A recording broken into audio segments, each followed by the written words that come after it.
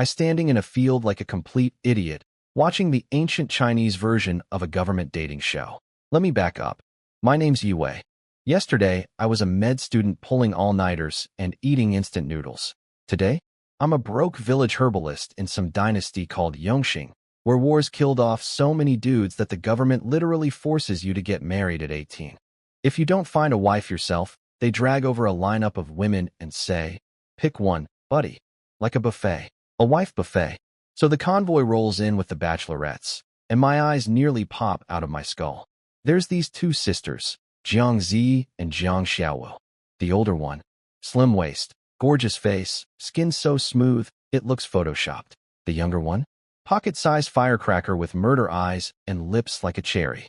Together, they look like angels who got lost on the way to heaven and accidentally ended up in Poverty Village. But here's the twist that broke my brain. Nobody wants them. The village guys are literally fighting over women built like refrigerators. Oh, she's got thick legs. Great for farming. Look at that one. Big chest means the baby won't starve. Meanwhile, these two supermodels are just standing there like. The last two donuts nobody picked because they're too fancy. Apparently their dad was some government official who got caught cooking the books, so the whole family got wrecked. The sisters come as a package deal. You take the older one, the little spicy one tags along free of charge. Buy one get one free. And people are treating this like it's a curse. We draw lots for picking order. The village cripple goes first, the village idiot goes second, and I get third. Cripple grabs the farm-ready lady. Idiot snatches the big-chested one. Everyone's clapping like these guys just won the lottery. Then it's my turn. I point straight at the gorgeous sister and yell, "Her!" Dead silence. You'd think I just volunteered to eat poison. Zi drops to her knees and starts thanking me with tears in her eyes. Turns out they've been rejected by every village on the tour. One more rejection, and she's getting shipped to the red light district. Her little sister too. So basically I just saved two princesses from a nightmare by doing what any man with functioning eyeballs would do. Little sister Xiaowu? She mutters, "Stinky man," under her breath before kneeling. "Love you too, sweetheart." The other village guys actually thank me for taking the burden off their hands. "You're such a good person, Yue." Yeah, real sacrifice on my part, fellas. Two beautiful women. Terrible deal. However will I cope? My neighbors start panicking. "You'll be cursed. Pick someone sturdier. You can barely feed yourself. Now you got two more mouths." I put on my most serious face and said, "My mind is made up. Watch. Marrying them won't bring bad luck. It'll bring great fortune." They all laughed at me. Called me the village weirdo. Fair enough. Around here I'm one-third of the legendary trio. The idiot, the cripple, and me. The three stooges of Beast Ridge Village. So I grabbed my wife's hand, my bonus sister-in-law trailing behind, shooting daggers with her eyes, and marched home to my crumbling little straw hut. And the moment we walked through the door, things got interesting real fast. So we walk into my house, and I use the word house very generously because it's basically a straw shack that a strong sneeze could knock over. First thing that happens. Z shoves her hand down her underwear. Now before your mind goes there, she was secretly hiding some little cloth bundle. She peeked at me to make sure I wasn't looking, then stuffed it back. Mysterious. But I had bigger problems because suddenly she threw herself on the floor in front of me. "Please, husband, don't beat my sister. If you must hit someone, hit me instead." I'm standing there like, what? Then little Xiaowu balls up her tiny fist like an angry kitten and screams, "You touch my sister, and I'll fight you." These two are ready for war, and I haven't even sat down yet. Turns out the matchmaker told them that husbands always beat their new wives on day 1 to establish dominance. What kind of psycho medieval tradition is that? I told them, in this house, wives are for loving, not hitting. They both stared at me like I'd just said the sky is green. I literally had to raise my hand and swear an oath before they'd relax even a little. Awkward silence. Nobody knows what to do. I've never been married. She's never been married. The little sister looks like she wants to stab me with her eyes. Great start to family life. Then Xiaowu goes white as a ghost and drops like a sack of rice. Cold sweat everywhere, trembling, the whole deal. Zi is freaking out. Her illness is back. Is it fatal? I checked her over and, thank you, medical school from my past life. It's just low blood sugar. Girl hasn't eaten properly in who knows how long. It's called hypoglycemia, I said. HYPO what? Is that a death sentence? Right. Ancient China. No WebMD here. It's a small illness, I corrected myself. I'm a doctor. I can fix it. Meanwhile, Xiao Wu is shaking on the floor, but still managing to be tough. I'm not scared, sis. This girl's got the survival instincts of a chihuahua fighting a bear. Respect. Ziyi started kowtowing again, promising to be my ox and horse if I save her sister. Ma'am, please stop. You're going to wear a hole in my floor, which honestly wouldn't be hard since my floor is literally dirt. I told them I'd be right back and sprinted out to the mountain behind my shack. Because I had a plan. A brilliant, insane plan. See, the previous owner of this body had spotted a beehive up on Wulong Mountain. And what does a starving girl with low blood sugar need? Sugar. What is sugar? Honey. What stands between me and honey? About 10,000 angry bees. No problem. I'm a medical genius from the future. I found some foxglove plants. They contain compounds that mess with insect nervous systems. I crushed the leaves, stuffed the juice into a hollow reed, and basically made the world's first ancient Chinese bug bomb. I ran under the hive waving my stink reed like a lunatic. The bees went absolutely berserk and chased me. I sprinted 100 meters, ditched the reed in a bush, grabbed a stick I'd prepared earlier, and zoomed back while the bees were busy being confused in the wrong direction. One good whack, the hive dropped. I grabbed it and ran, made it home, slammed the door shut, and there I stood, sweaty, panting, holding an entire beehive, looking like a crazy person. Very romantic first impression for my new wife. I peeled off a chunk of honeycomb and aimed it at Xiaowu's mouth. Ziyi grabbed my hand. Can you eat that? She'd never seen honey before. A former high official's daughter had never tasted honey. This dynasty is wild. Can I try it first? She asked, genuinely worried I was about to poison her sister. I shoved the honey in her mouth. It's sweet. She looked at me like I'd just performed actual magic. You can really eat this. Yes, ma'am. Humanity has been eating this for about 10,000 years. But sure, let's celebrate. I fed Xiaowu a piece. She chewed it slowly, and I watched her cheeks go from corpse white to pink in real time. The Ice Queen's eyes softened for exactly 0.3 seconds before she caught herself. Sis, I'm fine now. His medical skills are slightly useful, slightly.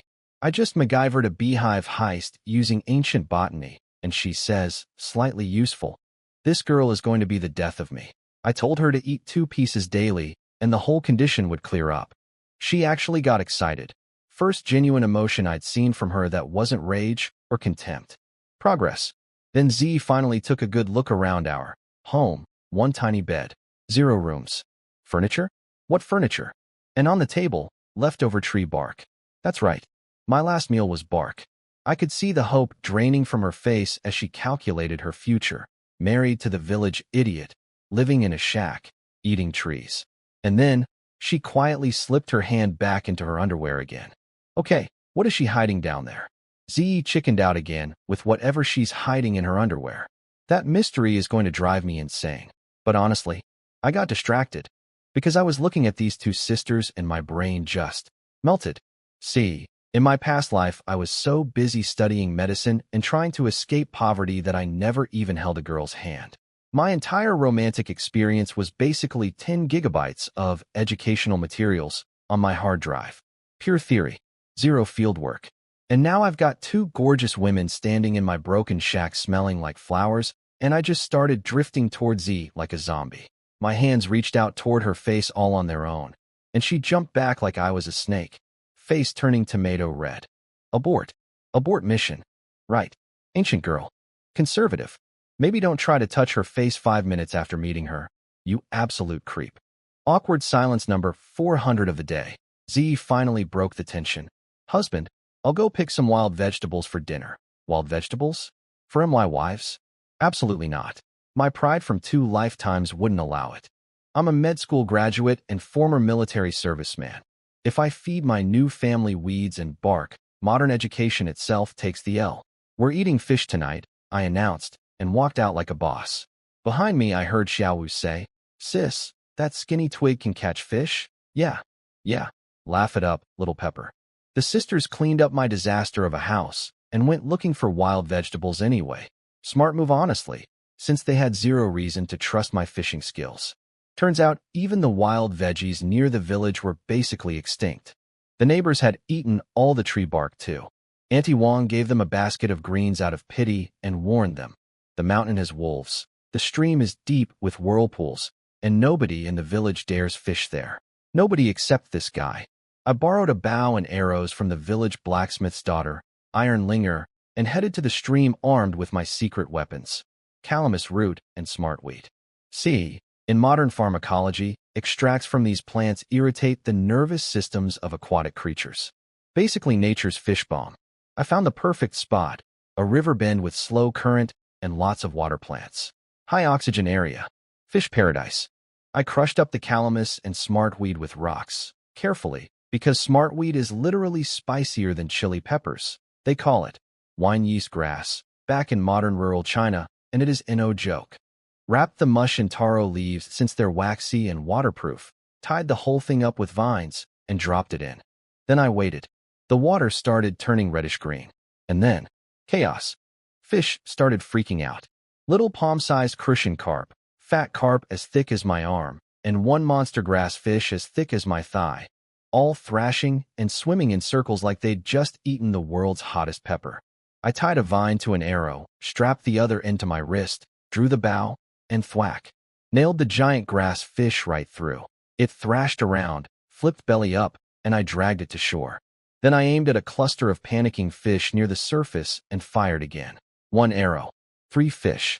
2 crucian carp and 1 fat carp, all skewered like a kebab. I literally screamed, "I'm gonna be rich," at the river. The river did not respond. Meanwhile, back at home, Xiaowu was standing outside with her arms crossed going. "He's definitely full of it, sis. No way he caught anything." Then she saw me walking up carrying fish bigger than her leg. "That fish is thicker than both my thighs," she yelled. "That's right, little miss, slightly useful. Your man just went full caveman provider mode." Now here's where I played it smart. I gave 1 crucian carp to Annie Wong. She'd been feeding the original Yi Wei out of kindness for years. Gave another to Iron Linger for lending me the bow. And the big fat carp? Straight to Village Chiefly. Gotta build those political connections, baby. Networking isn't just a modern concept.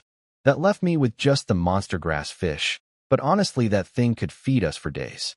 When I got home, Z rushed out to greet me with the biggest smile I'd seen from her. She tried to carry the fish, but it was literally too heavy for her.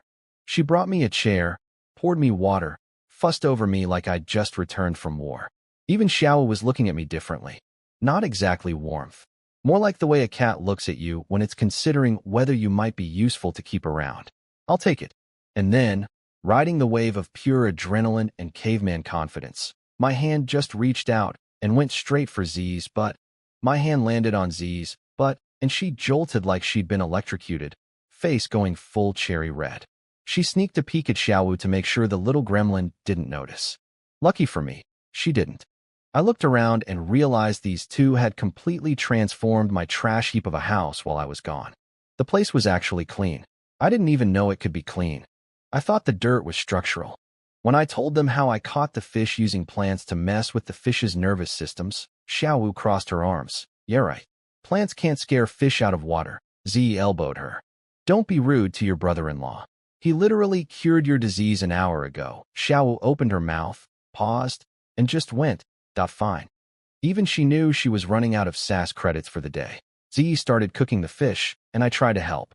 Our hands accidentally touched.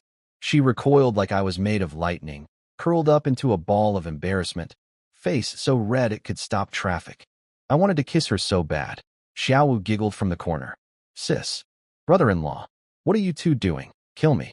Dinner was served, and the smell was incredible. But when we sat down, I noticed something that punched me right in the heart.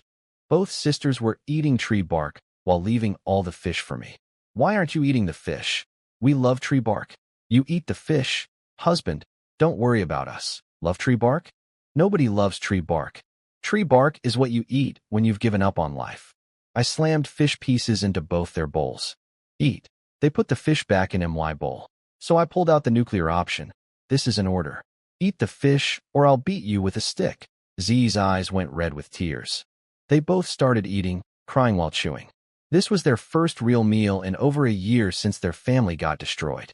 Meat is basically luxury goods during wartime, Most commoners maybe eat it once a year during New Year's. And there goes Z's hand into her underwear again, touching that mystery package. Woman, what is in there? I'm dying. After dinner, she cleaned up and came to ask me about someone named Zhao Manhu.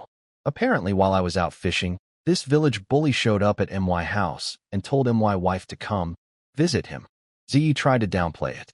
Xiaowu started spilling the beans. He said you should send sis over to him before Z cut her off. I didn't push it, but I filed that name away in my brain with a big red flag next to it. Bully me all you want. I was used to it. But sniffing around my wife? You just made the list, buddy. Then a shadow bounced through the doorway, and both sisters nearly had heart attacks. But it was just Iron Linger, the blacksmith's daughter. Tiny girl, baby face, but built like she was smuggling 2 cantaloupes under her shirt. Very distracting when she bounced around, which she did constantly. She brought me a bow she upgraded based on suggestions I'd casually made earlier. Added a notch to stabilize the arrow and a sight ring for accuracy. Girl was basically an ancient weapons engineer with pigtails.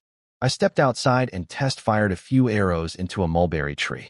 Thunk, thunk, thunk. Every single one hit dead center. 2 years of mandatory military service in my past life, finally, paying dividends. Baby, you're amazing at archery, Linger squealed. Ziyi and Xiaowu stared with their mouths open. Even little miss, slightly useful, couldn't deny it. Sis, brother-in-law's archery is actually incredible. Actually incredible. I'm upgrading from slightly useful to actually incredible. Character development. I tried to pay Linger, but she just laughed. The bow pays for the fish, and bounced away. Literally bounced. I watched. For scientific reasons. I kept practicing. Every arrow hit its mark.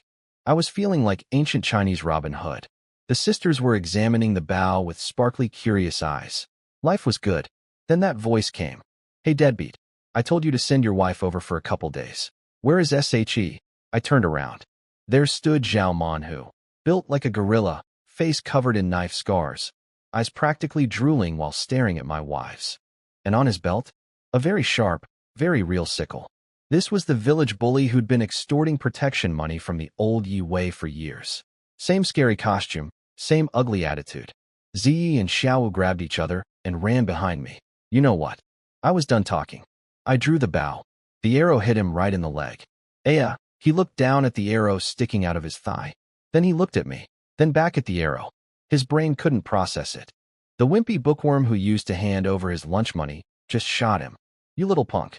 You actually dare? He yanked out his sickle and started limping toward me. I'm gonna chop you up. I stepped backward and my back pressed into something very soft. 2 very soft somethings, actually. Z was standing right behind me, and I just reverse motorboat her with my shoulder blades. Terrible timing for that observation, brain. There's a maniac with a sickle limping at me. Focus. I glanced back and saw Xiaowu clutching her chest with a weird look on her face. Oops. My back had just smushed right into her. Sorry, kid. No time for that, though. Psycho Sickle Man was still coming. I turned back around, drew another arrow, and let it fly. Thwack. Right in his wrist. His sickle dropped out of his hand, bounced off his foot, and the pointy end ripped off his big toenail on the way down. 3 injuries from 1 arrow. I'm not even trying to be this efficient. It's just happening. Zhao Manhu hit the ground screaming like a pig at slaughter, rolling around in the dirt. Then this genius started yelling, "Help! Someone help! He's trying to kill me."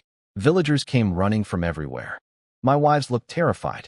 Ziyi was shaking. Will they arrest him? Xiaowu glared at the bully. They wouldn't dare. Good girl. Learning from her brother-in-law already. Village chief Li showed up and asked what happened. Manhu immediately went full victim mode. He attacked me for no reason. Tie him up. Send him to prison. Now here's the thing. Everybody in this village hates this guy. He's been bullying the whole village for years. But I needed to play this smart. The old Yi Wei was a doormat. If I just calmly explained myself, people might not believe I had a legitimate reason. So I went full psycho. I made my face twitch with rage, bulged my eyes out, and screamed, "Zhao Manhu, I've had enough. You bullied me for years, and now you want to violate my wife and her sister? I'm going to kill you. 1 life for another. Let's go." I aimed the arrow right between his eyes. Everyone panicked. The chief grabbed my arm. Villagers dogpiled me. Don't do it. They'll behead you.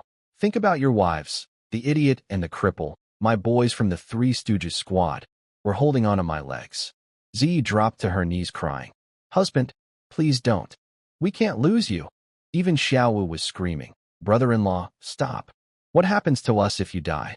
Oscar-worthy performance from me, by the way. Inside, I was completely calm, doing mental math on how much stuff I could squeeze out of this buffoon. Manhu was shook. His whole plan was that I'd wet my pants and hand over my wife. Instead, I turned into a maniac, pointing an arrow at his face. His brain was short-circuiting. The chief was sweating bullets. "Quick, make Xiao Manhu kneel and apologize." Nobody wanted to touch the village bully at first, but eventually the chief himself dragged Manhu down to his knees in front of me. I kept my crazy face on. Apologizing isn't enough. I can't swallow this rage. Make him kowtow. Now, the chief had villagers pushing Manhu's head into the dirt. Bonk, bonk, bonk. I thought, "Buddy, I haven't even started and you're already on your knees? This is too easy. Time to cash in." "Fine," I snarled. "For emotional damages to my wife and sister-in-law, he owes us 1 goose, 2 coins of silver, 1 bushel of rice, 2 bushels of flour, and 5 baskets of wild vegetables." Dead silence. Everyone's jaw on the floor. They'd just heard I caught giant fish today, and now I'm shaking down the village bully like a medieval mafia boss. The quiet bookworm had turned into a whole different animal overnight. Manhu stood up furious. "That's extortion." Without a word, I pulled the bow back. "Then die." The arrow whistled past his cheek close enough to give him a shave. He went white. His legs buckled. And this big, scary bully with knife scars on his face. What himself? Right there, in front of the whole village. A puddle formed. It was glorious. I loaded another arrow. Okay, I'll pay. I'll pay everything." The idiot and the cripple sprinted to his house and carried back everything. The goose, the rice, the flour, the vegetables. They found the silver coins in his pocket. All stuff he'd stolen from other villagers anyway. So really I was just redistributing wealth. I'm basically Robin Hood. The chief told me to let him go. I frowned. But what if he comes back for revenge? The chief turned to the whole crowd and announced, "If Zhao Manhu ever bothers Yi Wei's family again, Yi Wei has permission to shoot him dead. The entire village will testify it was self-defense. We'll all sign as witnesses. Fingerprints and everything." Annie Wong, the idiot, the cripple, everybody was volunteering. They were so happy watching their bully get humiliated that they'd basically formed my personal legal defense team on the spot. Manhu was shaking with fury, but what could he do? Entire village against him. Arrow wounds in his leg and wrist. Missing a toenail. Pants soaked with his own pee. I went from village punching bag to village hero in one afternoon. All because I married 2 worthless women nobody wanted, caught fish nobody dared to catch, and shot a bully nobody had the guts to stand up to. Not bad for day one. Zhao Manhu agreed to behave, limped away with help from the village idiot and cripple, and I officially became the town legend overnight. Since when is the village dummy this tough? Is that even the same guy? Watching Manhu get destroyed was the highlight of my year. Iron Linger came bouncing over. Literally bouncing.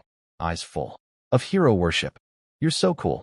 You just got married and turned into a warrior." "That was nothing," I said, trying to sound casual while my ego inflated to the size of a hot air balloon. She warned me her sister-in-law spotted red-eyed wolves from Devil Mountain lurking nearby, man-eating poison wolves. Cool. Just what I needed. Added to the list of things trying to kill me in this dynasty. Back inside, Z immediately hit the floor crying again. "We've brought you nothing but trouble." Even little Xiaowu knelt down. The Ice Queen, voluntarily kneeling.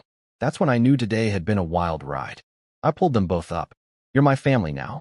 Protecting family is what men do. Then Z finally, reached into her underwear and pulled out the mystery package. It was money. A little cloth bundle, still warm from her body heat. Let's not think too hard about where it was stored, containing about 100 copper coins. Their entire life savings.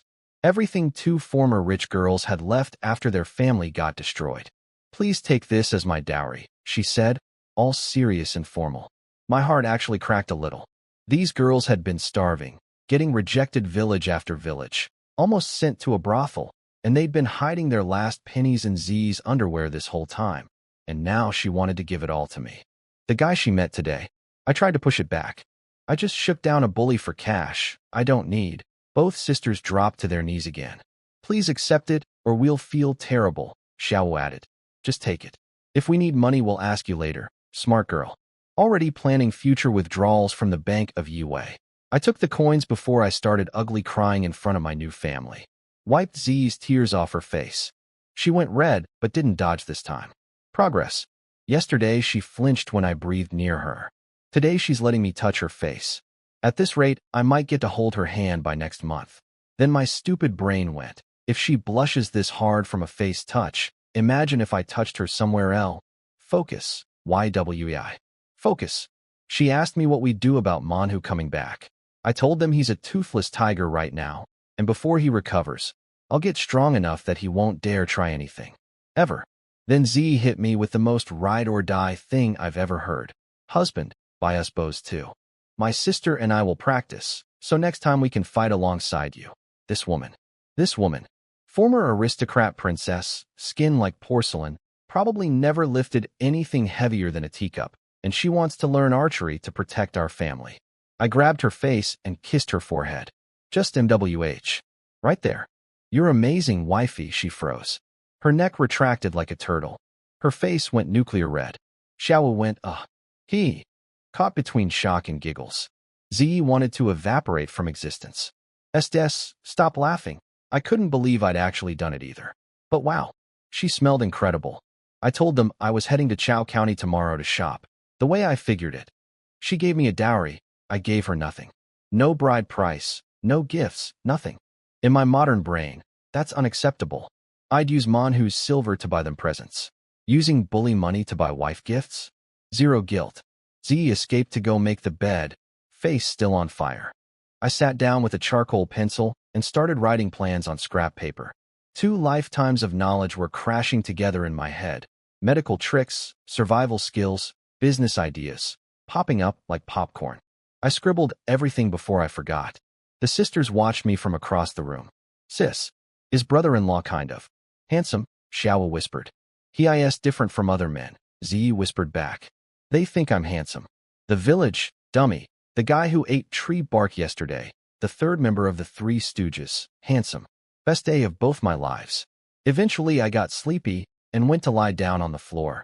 1 bed, 3 people, obvious solution, gentleman sleeps on the ground. Except Z marched over. The floor is cold. You can't sleep there. I'm fine. Wherever you sleep, I sleep. She said it quietly but with zero room for negotiation. This girl who couldn't look me in the eye 3 hours ago was now volunteering to share a bed. I looked at Xiao. My sister is scared of the dark.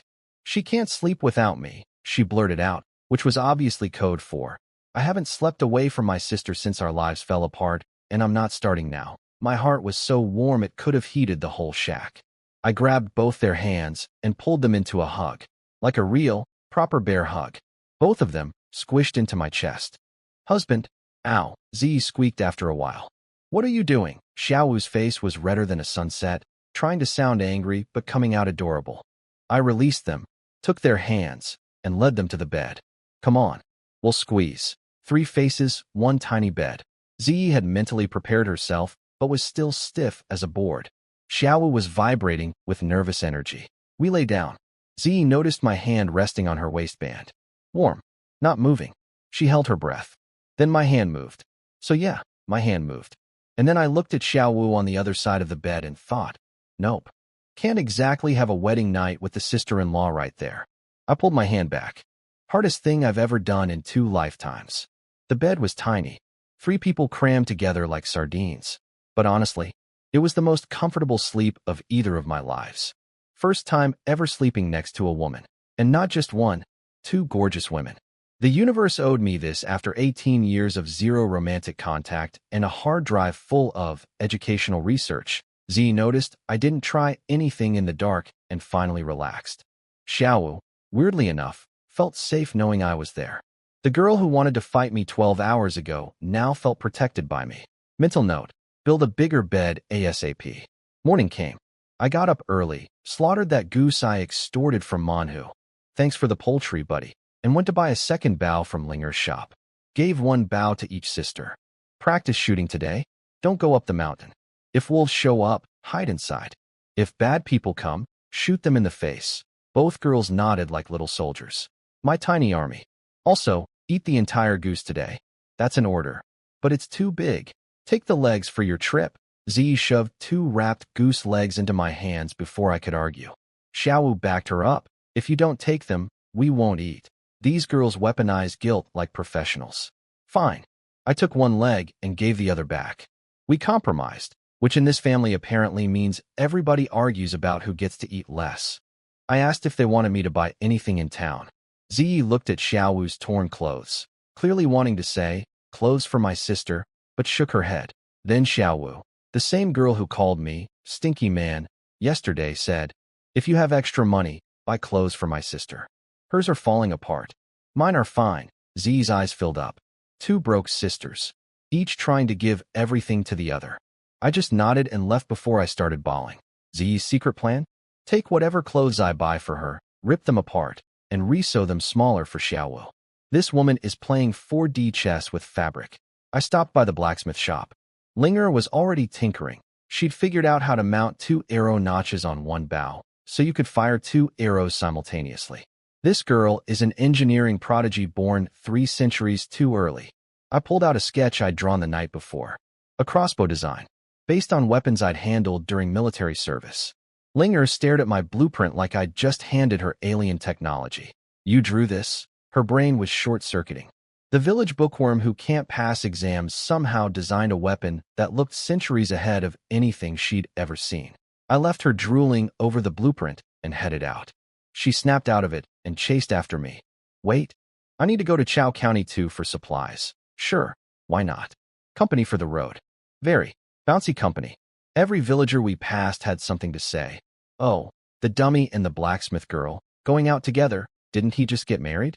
Already stepping out with Linger, taking a concubine already? Linger turned the color of a tomato. I thought it was hilarious. She's even cuter when she's embarrassed, which is a dangerous observation for a married man to make. Then she froze. Wolf. Sure enough, gray shadow at the edge of the mountain. A big one. Red eyes. The man-eating kind Linger's sister-in-law had warned about. Most people would run. My brain immediately went, K.H.ing. A wolf pelt is worth serious copper. Get the bows. Now, Linger sprinted back to the shop like the Flash and returned with 2 bows, panting, sweaty, hair messy, chest heaving. And I need to focus because there's a wolf trying to eat me. I grabbed the upgraded bow and charged. This wolf was no joke. It had literally eaten humans before. When it saw me running at it instead of away, it seemed almost offended. It roared and launched itself at me, fangs out, for standing up, eyes glowing red like a demon dog. First arrow missed, grazed its skull. The wolf got faster. Great. I made it ANGRIR. Second arrow miss. Third miss. Fourth thunk. Got its leg. The wolf yelped, rolled, then stood back up glaring at me. This thing was tough. One more arrow. Steady hands. Deep breath. Thwack. Right through the skull. Critical hit. Headshot. GG. The wolf wobbled and face-planted. Dead. Linger caught up, saw the wolf corpse, saw me standing there unscratched, and grabbed her chest in relief. You scared me to death. Then out of nowhere, the village cripple came hobbling over with firewood on his back and something in his hand. I looked closer and my jaw dropped. He was holding a Ganoderma mushroom. A lingji, the size of a dinner plate, gleaming like it was made of polished wood. In modern times, that thing would sell for a fortune. In ancient times, still a fortune. It's basically the legendary miracle medicine of Chinese culture. The cripple had no idea what he had. He called it a wood lump. Meanwhile, Linger was staring at me again. Our eyes met. Her face exploded red, and she looked away so fast, she almost gave herself whiplash. This girl. If we weren't in public, I swear I'd. Nope. Married man. Married man. Married man. The cripple grinned at me. Hey dummy bro, you want this wood lump? I looked at the cripple's wood lump and tried very hard not to start hyperventilating. That wood lump was a Ganoderma mushroom, a wild lingji, the size of a dinner plate. In my old world, this thing would go for thousands, maybe tens of thousands, of yuan. It's literally one of the most legendary medicinal treasures in Chinese history. Emperors fought wars over this stuff. And this man wanted 10 copper coins for it. 10 coins. 1 coin buys a bun. He was offering me the equivalent of a Rolex for the price of a sandwich. Actually, 5 coins is fine if 10 is too much, he added. My brother. I will give you 10. I will give you 10 so fast. I slapped those coins into his hand before he could blink. He was thrilled. He even offered to deliver firewood to my house as a bonus because he felt guilty about overcharging me. He practically sprinted away, terrified I'd change my mind.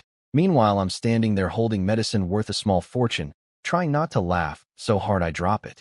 Linger walked over and looked at me like I was the dumbest person alive.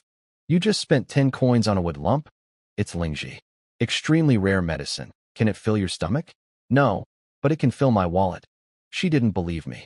To be fair, nobody in this village would recognize a miracle herb if it slapped them in the face. These people think the ideal wife is one who can plow a field with her bare hands. Botanical expertise is not their thing. We reached Chao County by noon. Me carrying a dead wolf on my back like the world's most metal backpacker, Linger holding the Lingji. Nobody cared about the wolf. Hunters sell animals here all the time. Nobody recognized the Lingji either. We basically walked into town carrying a corpse and a treasure, and everyone just shrugged. I love this economy. At the market, a big bearded dude examined the wolf. Linger immediately switched into saleswoman mode. I didn't even know she had this gear. Sir, this wolf is premium. Smooth fur, fur meat, top quality. Took us 10 days and several bows to hunt this beast. 10 days? I killed it 30 minutes ago. But sure, let's go with that. Markup through storytelling. This girl understands capitalism. Beard Man offered 800 copper coins. We were expecting 600.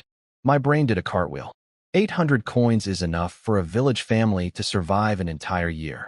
Deal. Then an old guy in fancy robes spotted the Lingji. His eyes went wide like he'd found the Holy Grail.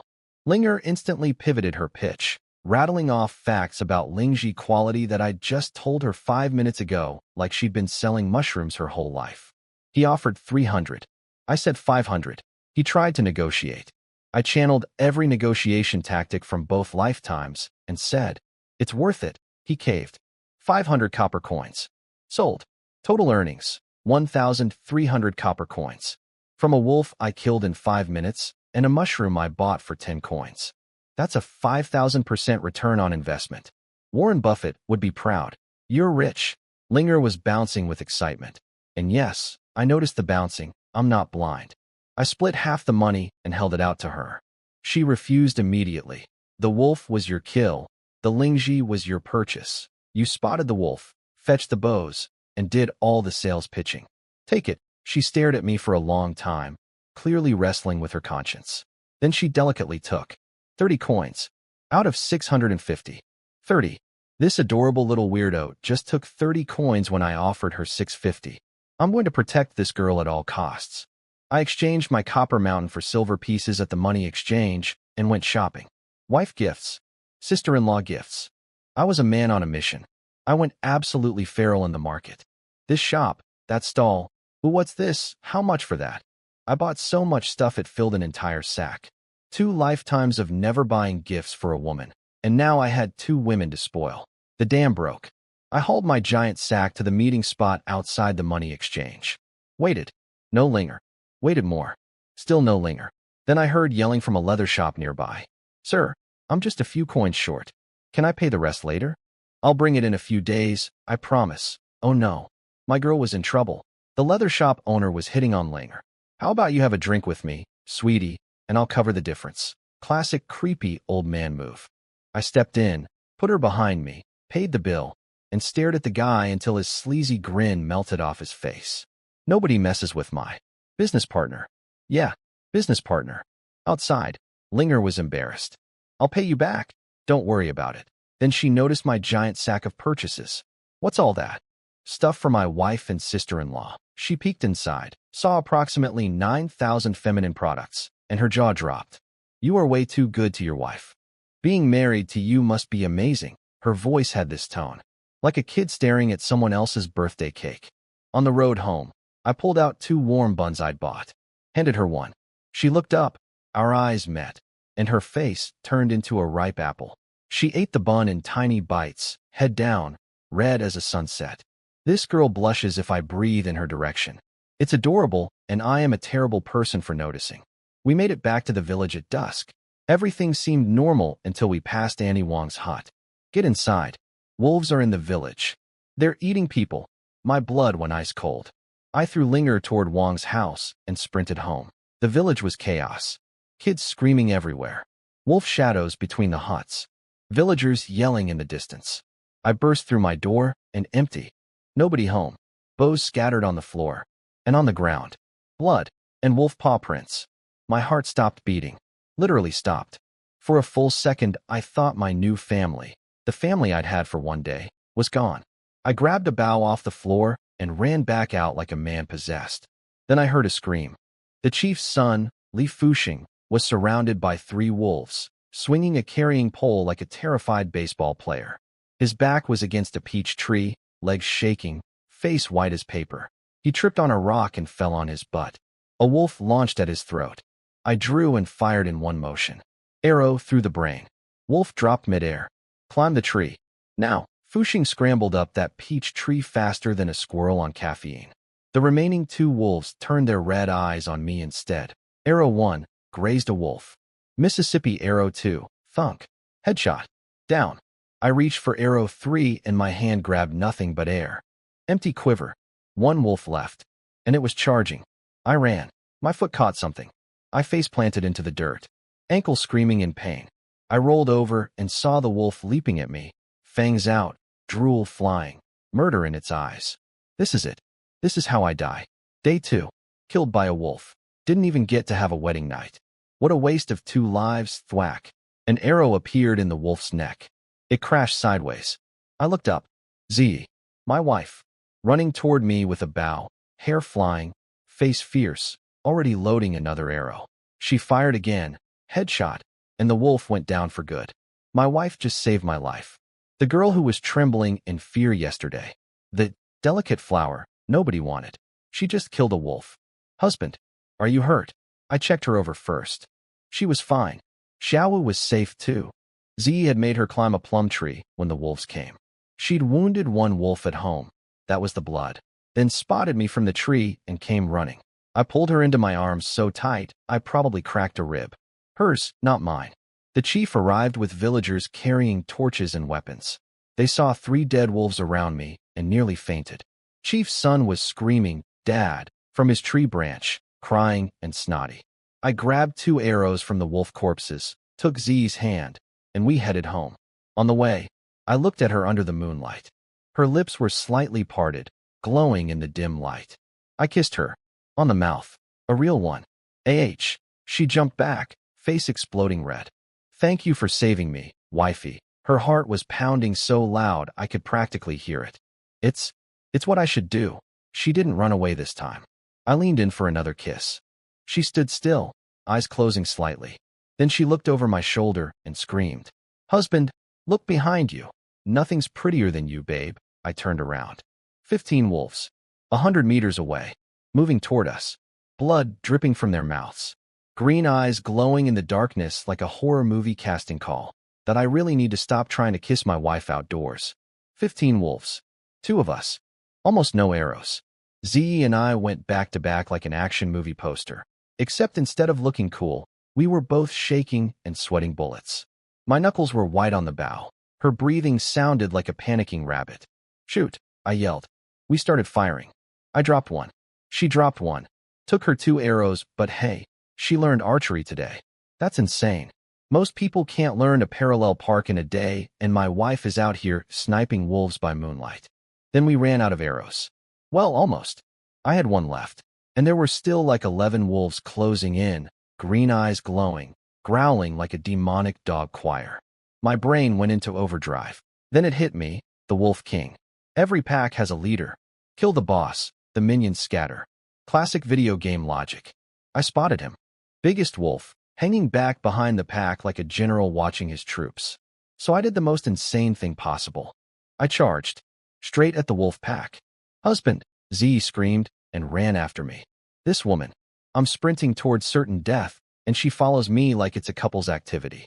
At the last second before I crashed into the wolves, I spun around, channeled every ounce of energy into my arm, and launched my final arrow at the Wolf King's throat. Direct hit. The big boy went down like a falling tree. The other wolves froze. Looked at their dead boss. Looked at me. Looked at each other. Then they all bolted into the darkness like, nope, not worth it, bye. Z collapsed into my arms, crying and shaking. Are you crazy? If something happened to you, what would me and Xiaowu do? I wiped her tears and kissed her forehead. We're safe now, babe. Very romantic moment. Then it got interrupted. You lunatic. A woman's voice cut through the night. Out of the darkness walked Ling Yur's sister-in-law, Qin Meiyan, the village huntress. Tall, tanned, legs for days, wearing tight animal skins that left very little to the imagination. Behind her trailed her little brother Qin Xiaolong, a skinny teenager gripping a bough and trying to look tough. Save the hugging for home, Meiyan smirked at us. Xiaolong snickered behind her. Little punk. I went to pull my arrows out of the dead wolves. That's when the trouble started. Hey, those wolves aren't yours. You can't take the arrows. Xiaolong stepped up like a tiny rooster.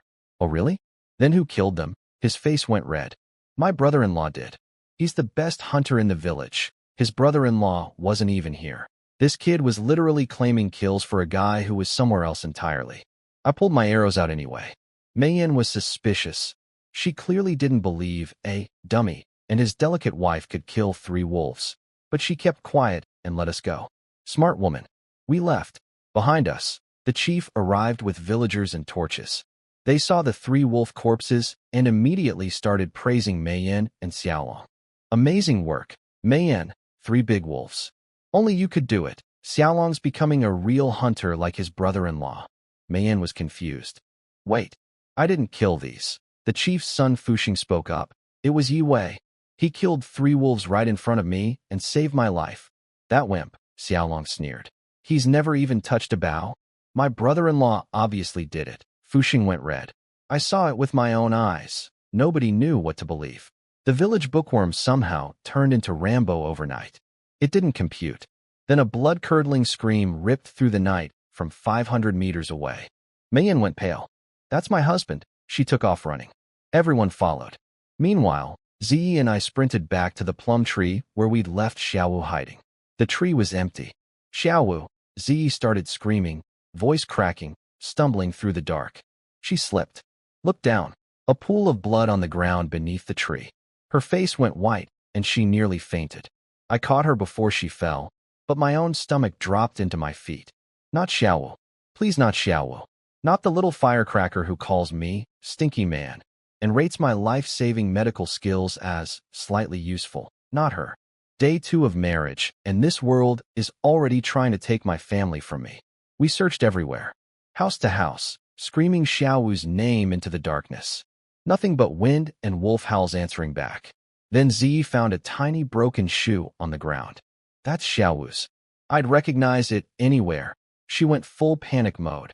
Hands shaking, tears everywhere, hyperventilating. Then she spotted a pile of blood and bones up ahead, and her eyes rolled back. Lights out. She fainted right into my arms. My own heart nearly exploded, but I forced myself to look at those bones closely. White hair. Old cloth scraps. Not Xiaowu's. Thank every god in this stupid dynasty. I scooped up Z and ran home. The village was a nightmare soundtrack. Crying, screaming, wolves howling, shadows darting everywhere in the moonlight. Couldn't tell if they were wolves or terrified people. Didn't stop to find out. Got to our shack. Door was locked. From the inside. Xiaowu, tiny footsteps. The door cracked open. There she was, face white as chalk, tear-streaked, trembling, but alive. Then she saw Z unconscious in my arms and absolutely lost it. What happened to sis? Is she hurt? Her crying woke Z up. Z scrambled out of my arms and grabbed her sister. They hugged each other so tight, I thought they'd merge into one person, sobbing until they couldn't breathe. I shoved them both inside, locked the door, and wrapped my arms around the whole bundle of crying sisters. We stayed like that for what felt like hours until they finally stopped shaking. I was about to go check outside when Z grabbed my hand with a death grip. Don't go. Please. It's too dangerous. I'm scared. Okay. I'm not going anywhere. I lit a fire with the wood the cripple had delivered earlier. Thanks, buddy. That firewood literally saved our sanity. The 3 of us huddled together by the flames all night. Nobody slept well, but nobody got eaten, so I'm calling it a win. Morning came. I woke up with my face smushed into Zi's chest and Xiaowu's entire body weight crushing my leg. Not the worst way to wake up, honestly, but the circumstances could have been better. We all looked at each other, then at the dead fire, and shared that unspoken, "Holy crap, we survived" moment. Outside, Fuxing and the cripple were standing over 6 dead wolves laid out on the ground. Fuxing ran up and practically threw arrows at me. "Brother Wei, my life is yours now. Whatever you need, ever, just say the word.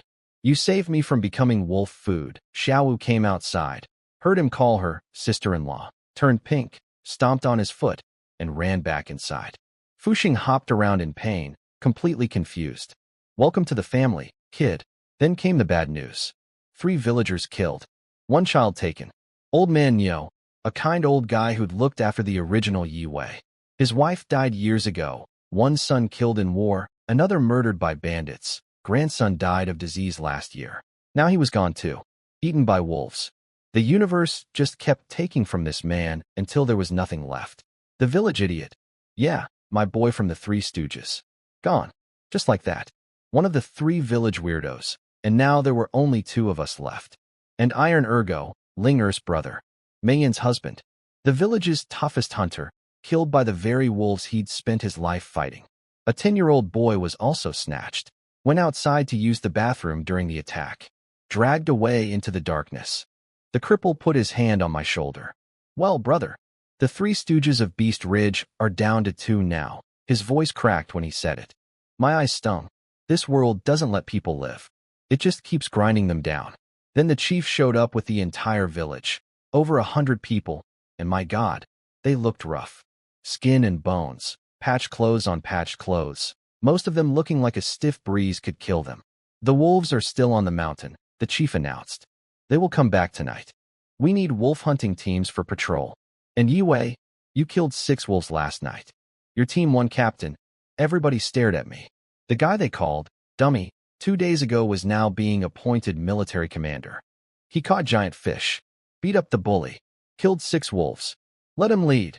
If he's captain, I can actually sleep tonight. I paused for exactly 1 second, then nodded. "I'll do it." I picked my squad. Fuxing owes me his life, very motivated. The cripple were the last 2 stooges, gotta stick together, and 3 young guys who looked like they still had some fight in them. Fuxing was so excited he literally started bouncing. "Yes, following you is the best decision." The chief set up 3 more teams and took team 2 himself. Everything was moving fast. Plans forming. Village finally organizing. People finding courage they didn't know they had. Then we heard it. A horrible, broken wail. Everyone turned. Ling Er came stumbling toward us. Hair wild. Eyes swollen shut from crying. Voice completely destroyed. Barely able to walk straight. Her brother was dead. The bouncy, cheerful girl who blushed at everything and built weapons like a genius. She looked like someone had ripped her soul out through her chest. And for the first time since arriving in this world, I had absolutely nothing funny to think. Ling Er came stumbling toward us looking like a ghost. Hair everywhere, eyes swollen into slits, voice completely gone. I grabbed her shoulders to steady her. My sister-in-law. She went up the mountain. To fight the wolves. For revenge. Everyone's face went white. Going up a wolf-infested mountain alone is basically filing your own death certificate. The chief mobilized immediately. Everyone move. We're bringing her back. I sprinted home to grab my bow. Ziyi threw herself into my arms. Please be careful up there. I kissed her forehead. I'll come back. Stay inside. Don't move. Xiaowu grabbed my arm, eyes swimming with tears. Brother-in-law, you have to come back alive. We're waiting for you. 2 days ago this girl called me Stinky Man. Now she's begging me not to die? Character arc complete. On my way out, I noticed the 6 wolf corpses still lying there. Business brain activated even during a crisis. Hey, rub salt water on those wolves so they don't rot. I'll sell them later. Z, we're out of salt. Check the big sack I brought home. The sisters opened my shopping bag and found clothes, shoes, jewelry, toiletries, and a fat stack of silver and copper. I could hear Xiaowu's excited screaming from halfway down the road. Jess, brother-in-law is rich. We're gonna live good. Priorities, Xiaowu. There are wolves. At the mountain base, I found Ling Er about to charge uphill alone with a bow and a death wish. Stop. You want revenge? Go home and build the crossbow. But my brother, if you run up there alone, you'll die. Then who takes care of Mei Yan? What do we tell your brother's spirit? Sorry, we let your little sister get eaten too? That hit her right in the heart. She stopped. You bought the materials in Chao County yesterday, I reminded her. You know the design. A crossbow is 10 times deadlier than a regular bow. Build it. Then we kill wolves. She bit her lip, fists shaking, then finally nodded. Okay, I'll listen to you. But I need hardwood for the crossbow body. I'll find it. You handle the trigger mechanism and bowstring. Teamwork. She turned to leave, then spun back. Yue, be careful. I can't lose you too. Her voice cracked on the last word. Something warm hit me in the chest. Not an arrow. Feelings. Dangerous. I'll be fine. You too. She ran off. I headed up the mountain. About 15 minutes in, I found my squad, Fuxing, the cripple, and 3 young guys, waiting at a mountain pass like lost puppies. Your dad told us to follow your orders, Fuxing grinned. These guys were expecting me to lead them up the mountain to fight wolves Rambo style. Instead, I made them pick flowers. Well, not exactly flowers. I found 3 specific plants: mugwort, jack-in-the-pulpit, and buttercup. Sounds like a grandma's garden, but these are basically chemical weapons against wolves. Mugwort's strong smell scrambles their nose. Wolves rely on smell, so this blinds their main sense. Jack-in-the-pulpit is toxic all over. The chemicals irritate wolves so badly they won't come near. Buttercup juice burns like acid, another wolf repellent. I showed them samples. Mugwort has fuzzy white-backed leaves. Jack-in-the-pulpit has star-shaped leaves with a bulb root. Buttercup has bright yellow flowers. Even these guys could identify them. Fuxing slapped his chest. Whatever you say, boss. I sent him and 2 guys to gather herbs, wash them, and dry them. I needed everything ready by sundown. Then I took the cripple and the other guy to a specific tree I'd spotted. Cut this down and bring it to Linger's shop. It was a kudrang tree, medium thickness, incredibly tough wood. Perfect crossbow body. The cripple and the kid started chopping while I continued uphill alone. Look, I know what you're thinking. Yue, you're going up a wolf mountain alone? After everything? And you'd be right to worry because I'd been walking through the forest for maybe 20 minutes when a red-eyed gray wolf jumped out of a bush in front of me. Teeth bared, growling, staring at me like I was a walking stake. I reached for an arrow. Then 2 more wolves burst from the grass on either side. 3 starving, skeletal, absolutely psychotic wolves forming a triangle around me. Day 3 in this world. 3rd time getting surrounded by predators.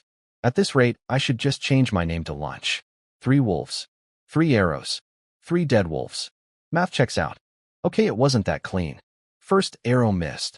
Grazed one's ear like a bad haircut. Second arrow nailed one in the skull. Third got another in the neck. But the last wolf went full kamikaze, launched itself at me like a furry missile. I screamed, now, which sounded way cooler in the moment, and shot it straight through the open mouth. The arrow went eye in the face and out the back of the head. Only problem? The wolf's dead body still crashed into me. I went down like a sack of rice with a 100-pound corpse on top, lying there under a dead wolf, smelling its breath, thinking, this is my life now. I crawled out, did a paranoid 360-degree scan for more wolves, and eventually the cripple and the young guy showed up. They saw 3 wolf bodies and their jaws unhinged. Boss, you are insane. I pulled my arrows out, told them to haul the wolves down the mountain, and kept going. Because apparently I've decided that walking alone on Wolf Murder Mountain is just my morning routine now. Meanwhile, back home, the cripple delivered the wolves to my wives. Your husband killed 3 more wolves. By himself. Didn't even get a scratch. Z burst into tears. Relief tears. Xiaowu went red and started crying too. My body count for this week. 9 wolves, 1 village bully, 0 dates with my own wife. Priorities are weird in ancient China. Then, and I wish I could have witnessed this. Z pulled Xiaowu inside for a little sisterly chat. Xiaowu, your brother-in-law is such a good man. When you're old enough, maybe you should marry him too. What? Think about it. He's kind, brave, responsible. We'd never have to be apart. I'm too young. I'm not marrying that stinky man. Xiaowu literally ran out of the house. Z called after her. He's different from other men. I don't care. Echoed from somewhere outside. My wife is trying to recruit her little sister as wife number 2. I don't even know about this yet. The harem is forming without my involvement. This dynasty is wild.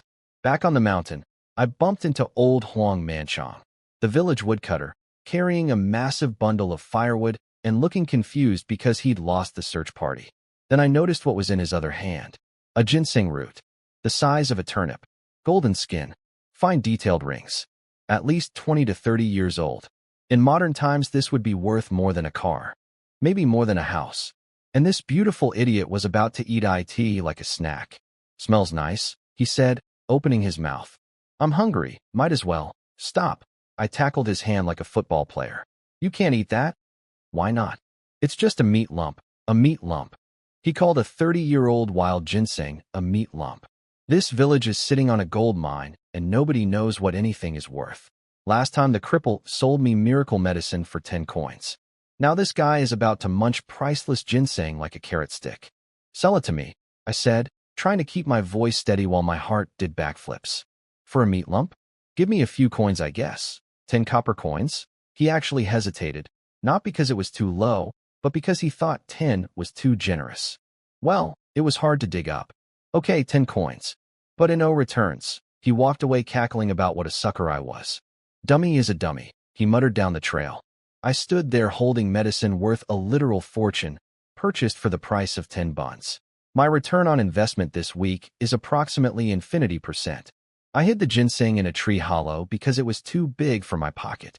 Richest tree in the dynasty right there. Then I heard moaning. Female moaning, the not fun kind.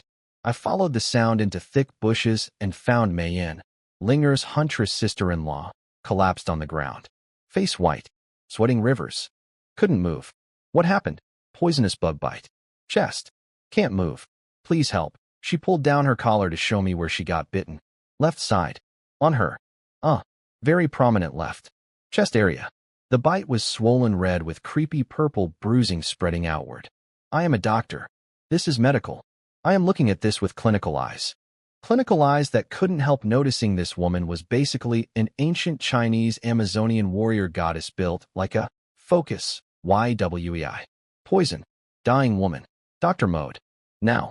So there I was, ancient China's most reluctant doctor, performing emergency surgery on a huntress's chest in a bush on a wolf-infested mountain.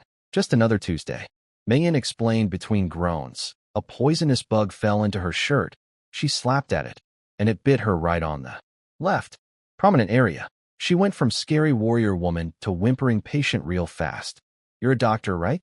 You can fix this, right? Okay. I need to open your shirt. Now let me be clear. This was purely medical. But also, 2 lifetimes, 0 experience with women until literally yesterday. And now I'm unwrapping an Amazonian huntress in the bushes. My hands were shaking like leaves in a hurricane. Hey, watch where you're grabbing. If you're going to yell at me, I'll go get someone else. And oh, don't leave. I'll let you touch. She said that like it physically hurt her soul. This woman who could probably wrestle a bear was dying of embarrassment because the village dummy had to see her goods. I squeezed out the poison, black-purple toxic blood oozing out. She was shaking, face going from white to tomato red, clearly experiencing the most mortifying moment of her entire life. I felt bad for her. Not bad enough to stop looking, but bad. Then I had to suck the remaining poison out with my mouth. You know those medical dramas where the hero does this, and it looks noble and dramatic? In real life, you're spitting purple bug juice and trying not to vomit while a woman who could snap you in half is making sounds she'll never forgive you for hearing. I found 3 medicinal herbs nearby, lobelia for detox, Paris polyphylla for swelling, and violet for the venom. Crushed them up, applied the paste, fixed her clothes back up. Total professional. How do you feel? Better? The pain stopped. She couldn't look me in the eye. Her face could have heated a small village. Yue, what happened here? You tell no one. Not your wife. Not anyone. Then she hit me with the death glare. There she is. The scary huntress is back. Doctor-patient confidentiality, ma'am. It's my duty. Then a wolf howled. Not one wolf. Lots of wolves. Coming from every direction. The sound echoed through the mountains like nature's horror movie soundtrack. I grabbed Mei Yin. Run, she tried. She really did. But she hadn't slept all night. Her husband just died. She'd been poisoned by a bug, and her body was basically running on 0. After 3 steps, she was gasping. Wolves closing in from all sides. Leave me, she yelled. I'll die here. I can be with my husband in the afterlife. Go. What about Linger? What about your brother? That shut her up. Tears filled her eyes. She hadn't thought about them. I crouched down. Get on my back. Now. I carried her as far as I could, but wolves cut us off everywhere. No escape route. Just teeth and green eyes in every direction. Mayan tried to sacrifice herself again. Drop me. I'll distract them. Save yourself. Then I spotted it. A poplar tree behind her. Big enough. Tall enough. Climb. She tried to climb, but her arms were jelly. Couldn't pull herself up. So I did what any gentleman Dr. Warrior dummy would do. I grabbed her, but with both hands, and launched her upward, then bear hugged her legs and pushed. She made some interesting noises during this process that we will never discuss. She made it up, then screamed down at me. Your turn. Hurry. 3 wolves lunged at me simultaneously. I spun around and put arrows through 2 of them, working on pure adrenaline and terror at this point. The rest of the pack swarmed in. I hung my bow around my neck, jumped off a rock, and grabbed a branch. 3 wolves snapped at my butt from below, literally inches from turning me into a eunuch. I kicked my legs up, scrambled against the trunk, and Mayan grabbed my shirt and yanked me onto a thick branch. Safe. For now. Below us, dozens of wolves, clawing at the dirt, howling, staring up at us like we were the world's most frustrating vending machine. I can't hold on much longer. Mayan was fading. Hungry, thirsty, exhausted, poisoned, widowed. This woman had been through everything in 24 hours. Don't worry, sis. I got this. I started sniping from the tree. Every shot aimed at the skull. No wasted arrows. Thwack, thwack, thwack. Wolves dropping one by one. Mayan watched with her mouth open and handed me her quiver when mine ran dry. By the time I stopped shooting, over a dozen wolves lay dead below. Some survivors were backing off, tails between legs. But a few dozen still wouldn't leave. And I was staring at an almost empty quiver. 2 humans in a tree, surrounded by a sea of wolves. Almost out of arrows. Then something caught my eye. Wait. I'm sitting in a tree surrounded by wolves with no arrows left and a half-conscious warrior woman next to me. Then my brain did the thing. The beautiful, beautiful thing it does when I'm about to die. Make arrows, you idiot. You're in a tree. Trees have branches. Branches are basically arrows that haven't reached their potential yet. I snapped off a thick branch. Mayan saw what I was doing and pulled out a knife from her belt. Because of course this woman carries a hidden blade, even while half dead. I carved that branch into an arrow so fast wood chips were snowing down like confetti. First homemade arrow. Shot a wolf right in the belly. It worked. Mayan stared at me like I'd just invented fire. He's not actually dumb. Lady, I've been telling everyone this for 3 days. I went full arrow factory. Snap branch. Carve, shoot, kill. Snap, carve, shoot, kill. Assembly line of death. Wolves dropping left and right. Blood pooling under the tree like the world's worst swimming pool. Then I spotted the pack leader standing on a rock doing a dramatic howl, probably giving some inspirational wolf speech about eating me. I put an arrow through his skull mid-howl. The whole pack lost it. Without their boss, they scattered like cockroaches when you turn on the lights. A few kept glancing back with angry eyes, so I sent arrows whistling past their ears. They got the message and vanished. And then, my body just quit, like someone pulled the plug. I collapsed sideways on the branch, and my face landed directly on Mayan's thigh. Passed out cold. When I woke up, there was a giant wet sweat stain on her leg from my face. She was sitting perfectly still, blushing, not daring to move, because apparently having a man's sweaty face on your thigh creates an extremely awkward social situation, even in ancient China. Sorry about the wetness. She just tucked her leg away and said nothing. Progress from, I'll kill you if you tell anyone, to silent embarrassment. We're building trust here. We stayed in the tree for a while because wolves are sneaky ambush predators, and I wasn't about to get jump scared by a furball right after my greatest military victory. We sat there in silence, scanning the forest. Then she hit me with, weren't you scared? Obviously. Then why didn't you just run? You could have escaped alone. And leave you to die? She choked up. Couldn't answer. I think she genuinely accepted that her dead husband was the only person who'd ever care about her. Finding out the village dummy also gave a crap broke something loose inside her. She stared at me for a long time. What? Am I handsome? I grinned. She whipped her head away so fast. And oh, but her face was the color of a fire truck. married for 3 years, and still blushes like a teenager. Her late husband was either the world's gentlest man or— Actually, wait. 3 years married, no kids. Was he not performing? Medical brain filed that away. Purely professional curiosity. Finally, we heard voices. Villagers. The chief had brought a search party. They found us in the tree surrounded by 20+ dead wolves, and their jaws collectively hit the forest floor. They helped us down. Mei Yin's legs were absolute jelly. She grabbed my arm with both hands, and I held her waist. Purely supportive. Nothing romantic about an exhausted, beautiful huntress clinging to the guy who just saved her life, while her shirt was still slightly askew from the emergency chest surgery earlier. What are you doing to my sister? Xiaolong came flying in, fist cocked, murder in his eyes. This kid. I save his sister's life, and his first instinct is to punch me. Stop. Mei Yin blocked him. He saved me. Without him, I'd be wolf food. Him? This dummy. What could he possibly? She gave him the death glare. Full power. He deflated like a sad balloon and mumbled the most insincere apology in human history. Sorry. Then he saw the wolves and tried to give her credit. Sis, you killed all these? You're amazing. Those are all his kills. Every single one. I was too weak to even draw the bow. Xiaolong's brain visibly short-circuited. You could almost hear the error sound. Before leaving, Mei Yin came back to me and whispered, "Don't forget what you promised." My eyes instinctively dropped to her left chest area. Her face went nuclear. Xiaolong saw me looking and almost exploded. His fist was shaking. If looks could kill, I'd have died 17 times. I didn't even acknowledge the little gremlin. Remember your promise. She stomped her foot. Doctor-patient confidentiality.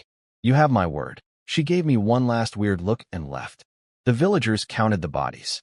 Over 20 wolves. All killed by one guy. In a tree. With homemade arrows. You're going to be rich from those pelts. Beast Ridge Village has a real hero now. We're going to be famous. Everyone was cheering and hauling wolf carcasses downhill. The dark cloud from last night's tragedy was lifting. People were smiling again. And while nobody was watching, I quietly slipped away to that tree hollow, grabbed my priceless ginseng, stuffed it under my shirt, and casually rejoined the group like I hadn't just pocketed medicine worth more than the entire village. Total day 3 score. 20-something wolves killed, 1 huntress saved, and extensively examined, 1 fortune in ginseng secured, and somewhere back home, my wife was apparently trying to convince my sister-in-law to marry me too. Not bad for a dead guy who ate tree bark for days ago. While I was up on that mountain being a hero, my wives were going through emotional hell back home. Ziyi was standing outside our shack staring at the mountain like a worried puppy. Why isn't he back yet? Xiaowu sighed. Sis, you've asked that 100 times. He's tough. He'll be fine. Then Auntie Wang came sprinting in like a messenger of doom, tripped, skinned her knee, didn't care, and screamed. Wai Wei got eaten by wolves. Zi turned to stone. Xiaowu's face drained of all color. And where did Auntie Wang get this information? From that little rat Xiaolong. He told her, and I quote, that he personally witnessed me getting devoured. Personally witnessed. This pint-sized punk who can't even apologize properly made up a story about watching me die. I'm putting him on my list right under Zhao Manhu. Actually, no, above Manhu. At least Manhu was honest about wanting to hurt me. Ziyi collapsed on the ground sobbing. Without him, how will we survive? Then she grabbed a bough and tried to run up the mountain to find me. My wife. Heading into wolf territory. Alone. To look for my supposedly eaten corpse. This woman has known me for 2 days, and she's ready to die for me. Xiaowu and Wang tried to stop her. The mountain is crawling with wolves. He wouldn't leave us. I'm going. Xiaowu ran after her. Where you go? I go. Ziyi screamed at her to go back. Xiaowu planted her feet. We go together or not at all. These sisters, man. They break my heart every single day. Then, like angels sent from heaven, a bunch of kids came tearing down the road screaming the real news. Your husband is a wolf-killing hero. More kids swarmed in, practically vibrating with excitement. Brother Wei shot wolves like they were scarecrows. 1 arrow, 1 wolf. He wrestled wolves with his bare hands and knocked them out. The Wolf King tried to escape, and Brother Wei chased it down and twisted its head off. Okay, none of that last part happened. These kids turned my story into an ancient Chinese superhero movie. Apparently, in the children's version, I'm basically the Hulk with a bow. I appreciate the PR, but I definitely did not twist anyone's head off with my bare hands. Villagers started arriving, each one carrying a dead wolf on their shoulders. The wolf pile in front of our shack grew and grew until it looked like the world's most terrifying meat display. Then I walked into view. Xiaowu spotted me first. SAS. It's him. Z locked onto me like a missile, dropped her bow, and sprinted. She crashed into my chest so hard I nearly fell over, sobbing into my shirt, hands checking every part of me to make sure nothing was missing. Are you okay? Are you hurt? Are you real? I'm fine. I'm right here. Why are you crying so hard? Did someone bully you? Xiaolong told everyone you were dead. Oh, that little. I mentally added psychological warfare against my family to Xiaolong's tab. That kid owes me an apology, 3 apologies, and possibly a kidney. I told Z to stop crying or she'd stop being pretty. She immediately switched from crying mode to wife mode. In under 60 seconds, she'd brought me water, a wet towel for my face, dusted off my clothes, fetched a chair, and served me a bowl of hot rice. This woman operates like a one-person pit crew. I sat there eating rice while the entire village watched, drooling at the smell. Z didn't have enough to feed everyone, so Xiaowu brought out water for the crowd instead. The villagers were doing math around the wolf pile. Each wolf pelt is worth at least 500 coins, 20-something wolves. He's gonna be rich. Old Huang, the same guy who sold me priceless ginseng for 10 coins, was rubbing his hands together. He could build a real house. Maybe even take 2 more wives. A village woman muttered jealously. Those Jiang sisters sure got lucky. Eating good for the rest of their lives. Z and Xiaowu were grinning ear to ear. Their stinky man turned out to be a gold mine. Then I walked over to my 2 beautiful girls, feeling like the king of the world. I casually slid my arms around both their waists. Very smooth. Very natural. They didn't even react yet when my hands drifted south and landed on both their butts simultaneously. In front of the entire village. I have killed wolves, outsmarted bullies, performed emergency surgery, and negotiated like a Wall Street banker. But I still have the impulse control of a 14-year-old boy. Both girls flinched and dodged my hands, faces on fire.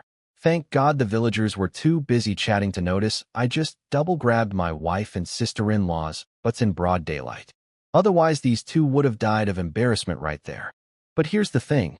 They didn't seem mad. Just embarrassed. Filed that information away for future reference. Now, back to business. 37 wolves piled up outside my shack. 37. My front yard looked like the aftermath of a werewolf apocalypse. The logistics problem was real, though. How do you transport 37 dead wolves to a city with 0 vehicles? The only vehicle in this village was the chief's wooden pushcart, which was basically a plank with ambitions. Useless. Mental note. Invent the wagon. Add it to the list after, build bigger bed, and murder Xiaolong. The chief showed up and said we needed to get these wolves to Chao County before dark. Every single villager volunteered to help carry them. Funny how eager people get when there's money involved. The chief picked the carriers. The whole village has less than 200 people, mostly elderly, women, and kids, so finding 37 volunteers meant recruiting some wives and older children too. Fuxing and the cripple arrived with updates. The hardwood for the crossbow was delivered to Ling'er, and the wolf-repellent herbs were washed and drying on rocks. My team was operating like a well-oiled machine. 3 days ago, I was eating bark. Now I'm running a military operation.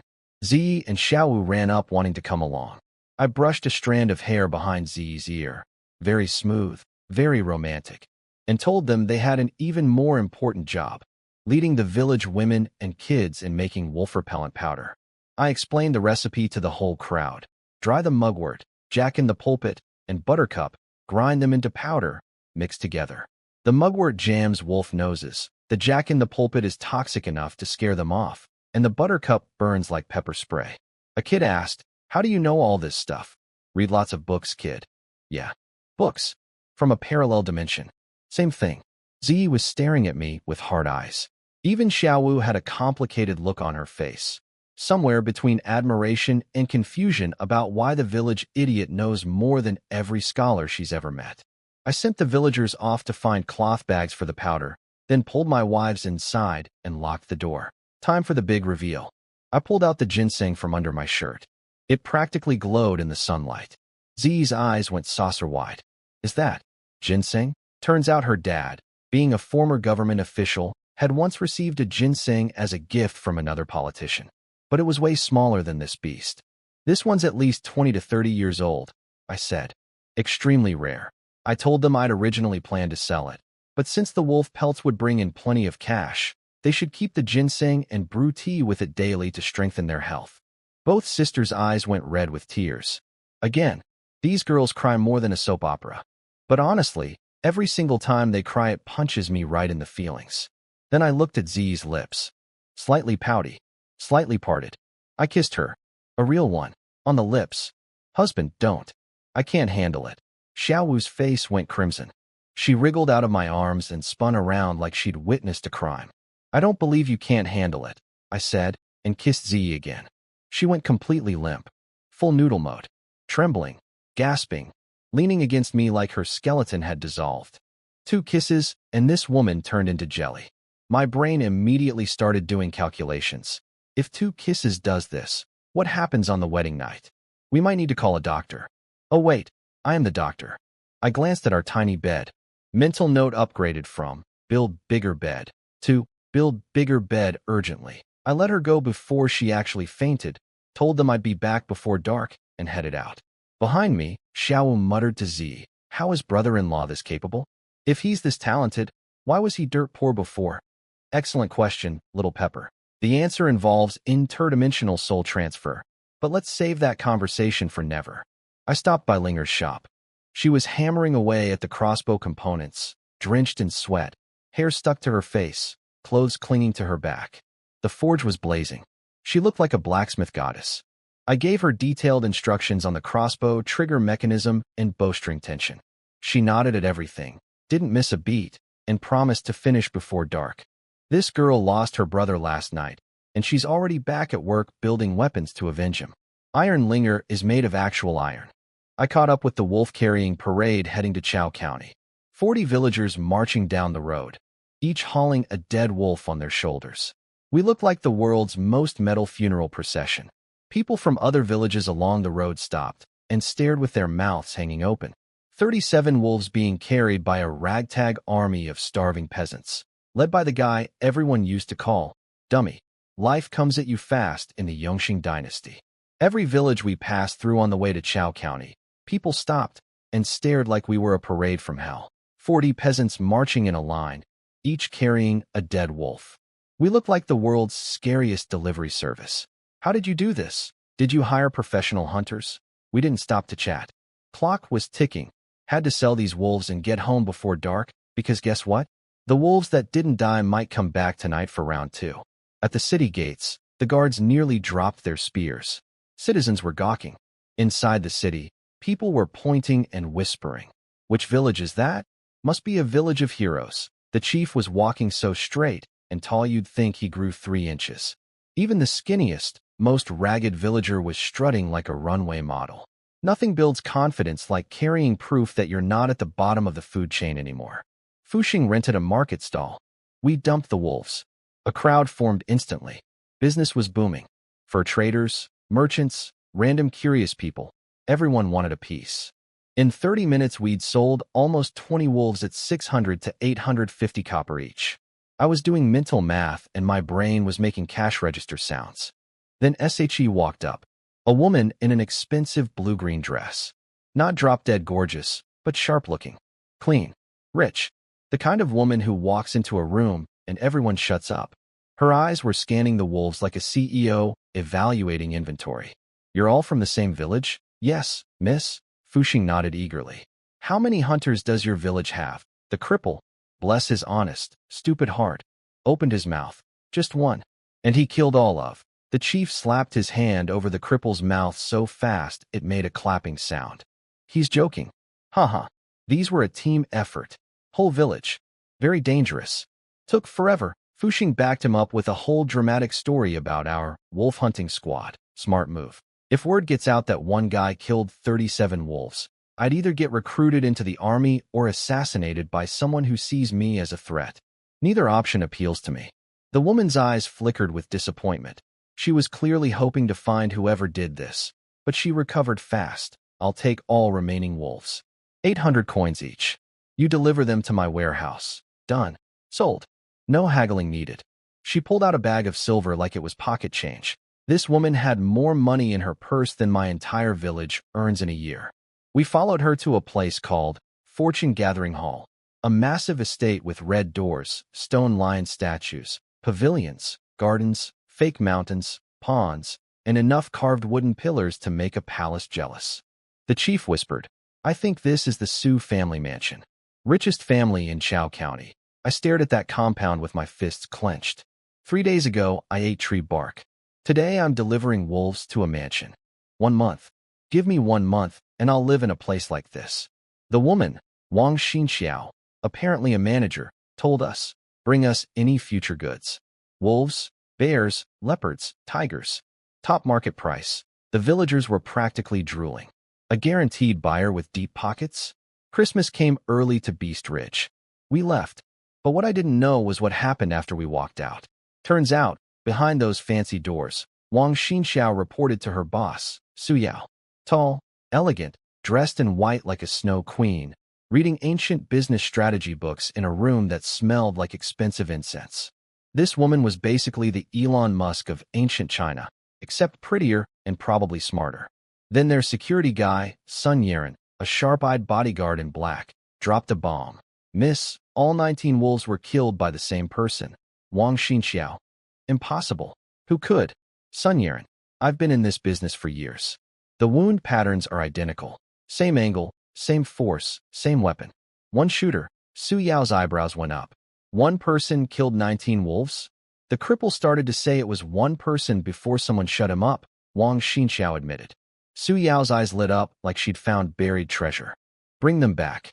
Someone who can kill that many wolves alone is an extraordinary talent. I want to meet them. Wang Xinxiao sprinted out to find us. So now the richest woman in Chao County is hunting for the mystery wolf slayer. And the mystery wolf slayer is currently speed-walking home with a bag of silver, a hidden ginseng worth a fortune, and 2 wives who think he's the greatest man alive. This dummy stock is rising. Before heading home, I pulled everyone into an empty alley for payday. I'd already bought the whole crew tea and 2 fat meat buns each. Their faces looked like they'd won the lottery just from the buns. Then I started handing out cash. 100 copper coins per person. That's too much, the old guys protested. We usually get 20 or 30 for a delivery job. I forced the money into their hands. Without you guys carrying wolves for 2 hours, I'd still be sitting next to a pile of rotting fur. We're a team. Teams share the money. They eventually took it, grinning like kids on New Year's. 100 coins is a month's food budget for these families. I just gave 40 people a month of groceries for helping me walk. I pulled the chief aside and slipped him 200 coins privately. He tried to refuse. I shoved it in his hands. "You run this village. You deserve extra." He patted my shoulder and said I'd go far. 3 days ago, he watched me pick the cursed wife nobody wanted. Now he thinks I'm destined for greatness. Funny how money changes perceptions. Quick math. 37 wolves sold for 26,270 copper total. Minus snacks and wages, I kept about 21,960. Converted most of it to silver bars at the money exchange. Went from tree bark to silver bars in 3 days. If this were a stock chart, my line would be going straight vertical. I sent the chief and villagers ahead and made one more stop. I'd overheard someone at the bun shop talking about Taisher cakes. These legendary pastries dating back to the Shang dynasty, made with premium flour, honey, and nuts. Fancy people food. Expensive. 20 cakes. 200 coins. Didn't even blink. The shop girl almost fell over. The other customers started whispering, "Look at his raggedy clothes. Buying expensive cakes. Must be showing off. Probably stole that money. Poor people trying to act rich. How embarrassing." You know what? In my old life, people talk the same way. Some things are universal across dimensions. Rich people in silk judging poor people for daring to buy something nice. Real classy, lady. Maybe worry about the 5 pounds of rouge on your face before judging my shopping choices. I walked out without a word. Today I'm too rich and too happy to fight with snobs. Then, Wait, I turned around. It was Wang Xinxiao, the manager lady from the Su estate. She'd been looking for me. She held out 2 silver coins. "I'll pay for information." "Who killed those wolves?" "I took the money. obviously, and told her it was our whole wolf hunting team. Group effort, very collaborative, go teamwork. You're lying. Those wounds all came from the same person. My blood went a little cold. This woman had a forensics expert on payroll apparently. They'd examined the wolf corpses and matched the wound patterns. CSI. Ancient China. I doubled down. Nope, team effort. Anyway, I'm from Oxhorn Village, and I gotta rush home to hug my wife. Bye. I speed walked away so fast I was basically jogging. She chased me for a bit, but gave up. I could feel her suspicious eyes burning holes in my back. Here's why I lied. This is a dog-eat-dog world. If some rich family finds out a single guy can kill 37 wolves, one of two things happens. They recruit me, and I lose my freedom, or they see me as a threat, and I lose my head. Neither option works for me right now. I need to get stronger first, then I can reveal my cards. Also, I accidentally gave her the village name, Oxhorn Village, which was a totally random lie I made up on the spot. Pretty smooth for a panic decision. Outside the city gates, Fuxing and the cripple were waiting for me with 3 other guys. The chief had sent them as bodyguards because, oh right, I was carrying enough silver to buy a house and walking alone through bandit country. Maybe not my smartest moment. We caught up with the main group, and I finally exhaled. What I didn't know was what happened back at the Su mansion after I left. Wang Xinxiao rushed back to her boss Su Yao, the Snow Queen businesswoman, and reported. He said he's from Oxhorn Village. Su Yao laughed. Actually laughed. You got played. Oxhorn Village is on flat plains surrounded by water. No mountains. No forests. No wolves. The mysterious wolf killer had given a fake village name and vanished into the sunset. Somewhere in that mansion, the richest woman in the county was now very interested in finding out who I really was. And somewhere on the road home, I was tossing her 2 silver coins in my hand, realizing that the money I'd spent on fancy cakes had literally just been refunded by the person trying to investigate me. The universe keeps paying me back. I love this dynasty. Meanwhile, back at the Su mansion, Wang Xinxiao was having a meltdown. That little scammer. I gave him 2 silver coins, and he gave me a fake village name. I'm going to find him and cut his tongue out. Su Yao stopped her with a wave of her fancy fan. He's long gone. Let it go. Their security guy's son Yaren raised the real question. Why would they lie? Killing that many wolves should be a badge of honor. Su Yao's brain was already 3 steps ahead. He's probably hiding from military conscription. A sharpshooter like that would get drafted into the army the moment word gets out. Wartime. They need archers. OH. I hadn't even thought of that. But yeah, if the government finds out a dude in some backwater village can solo kill entire wolf packs, they'd slap armor on me faster than I could say. But I have 2 wives at home. Smart move. Pass me. Accidentally smart, but still smart. Then Su Yao dropped her masterstroke. Next time those villagers come to sell, announce that my father wants to marry me to the wolf-killing hero. Offer 1 silver tael for any tip about his identity. Wang Xinxiao's eyes sparkled. Brilliant. So the richest girl in Chao County is now using herself as bait to find me. Marry the hero. That's the trap. And knowing how gossip travels in ancient China, every greedy villager within 50 miles is going to be racing to snitch on me for that silver reward. I'm flattered, terrified, and a little curious what she looks like. But mostly terrified. Then a servant burst in. Su Yao's father had collapsed. His illness flared up badly. Even the famous, divine Dr. Hua said the case was hopeless. Su Yao's composure cracked instantly. She ordered a carriage and ran out. Fists clenched so tight her nails dug into her palms. Rich people have problems too, I guess. Big mansion, dying father, no one who can cure him. Interesting. Very interesting. Because I happen to be a medical genius from the future with a 30-year-old ginseng hiding in my house. But she doesn't know that yet. Back at the village, we barely made it home before dark. And waiting for us on the mountain's edge, wolf shadows. Again, wolves are coming back. The chief started yelling orders. Everyone scattered to grab weapons and torches. My squad stayed with me. Fuxing, the cripple, and the 3 young guys, all staring at me waiting for instructions. I sent the cripple to check if Ling Er finished the crossbow, took the rest, and ran home. What I found there actually made my chest swell with pride. Ziyi and Xiaowu had mobilized the entire remaining village, old people, women, kids, into a wolf-repellent drug manufacturing operation. Ziyi was chopping herbs like a professional chef. Xiaowu was grinding powder with a wooden stick, muscles I didn't know she had flexing with each stroke. Old folks were sifting the powder through bamboo screens. Village wives were mixing formulas. Kids were running supplies back and forth like tiny logistics managers. My wife had turned a bunch of scared civilians into a pharmaceutical assembly line. I didn't even ask her to organize everyone. She just did it. Then a wolf howled outside the village. Everyone froze, then panicked. Women grabbed their kids and bolted. Old men shuffled away. In 30 seconds, the whole operation emptied out except for Annie Wong and her 2 kids. Girls, just hide inside. Wong pleaded. We have the wolf repellent. We're not scared. Xiaowu stood her ground. Chin up, tiny fists ready. Can you guarantee it works? Xiaowu opened her mouth. Closed it. Couldn't answer that one. Wong took her kids and left. 2 sisters alone with half-finished medicine and wolf howls getting closer. Ziyi gritted her teeth. Inside. Now. Then they heard footsteps and almost had heart attacks. But it was me, sprinting around the corner. It's brother-in-law. Both girls ran to me like I was the last helicopter out of a war zone.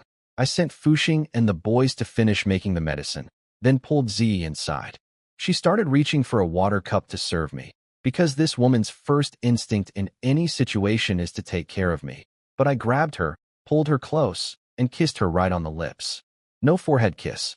No cheek peck. Lips. Wolves howling outside. Village in crisis. Medicine half done.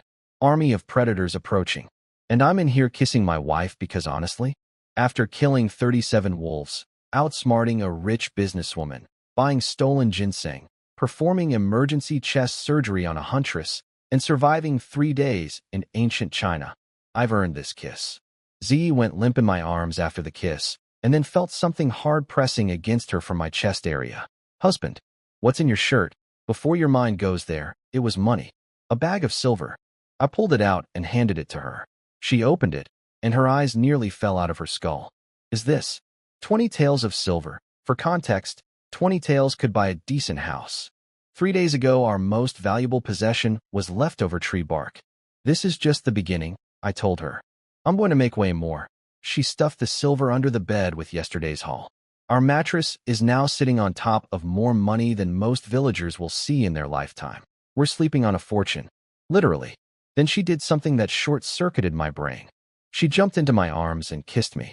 On the mouth. First time SHE initiated. You're amazing, husband. 3 days. It took 3 days to go from, please don't beat me, to surprise attack kisses. My relationship speedrun is going great. Then the door slammed open. Xiaowu stood there, staring at her sister, in my arms, lips still hovering near mine. Ziyi launched herself away from me like I was on fire, face redder than the surface of Mars. Wolves are here, Xiaowu shouted, thankfully too panicked to roast us about the kissing. We grabbed bows and ran outside. A dozen wolf shadows creeping toward the village in the moonlight. Green eyes, dragging tails, testing our defenses. Time to field test the wolf repellent. I tied a bag of herb powder to an arrowhead, drew the bow, and fired it into the middle of the pack. Boom. The bag exploded on impact. A cloud of nasty-smelling powder engulfed the wolves. They lost it, howling, whimpering, stumbling over each other trying to escape. It was like watching someone set off a stink bomb at a dog park. They ran to a safe distance, but didn't fully leave, just lurked out there, clearly terrified of the smell, but too hungry to give up completely. IT worked. Z and Xiaowu cheered simultaneously. They'll be back, I warned. Keep making more. I pulled my wives inside and asked if they'd eaten. White porridge and wild vegetables. Again, no meat since the goose ran out. I whipped out my secret weapon, a bag of Taisher cakes. Premium ancient pastries. The good stuff.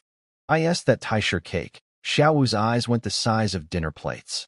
That's my favorite. Brother-in-law, you're the best, she said, and I quote. She wanted to kiss me, but her sister was right there. Progress, little pepper. Progress.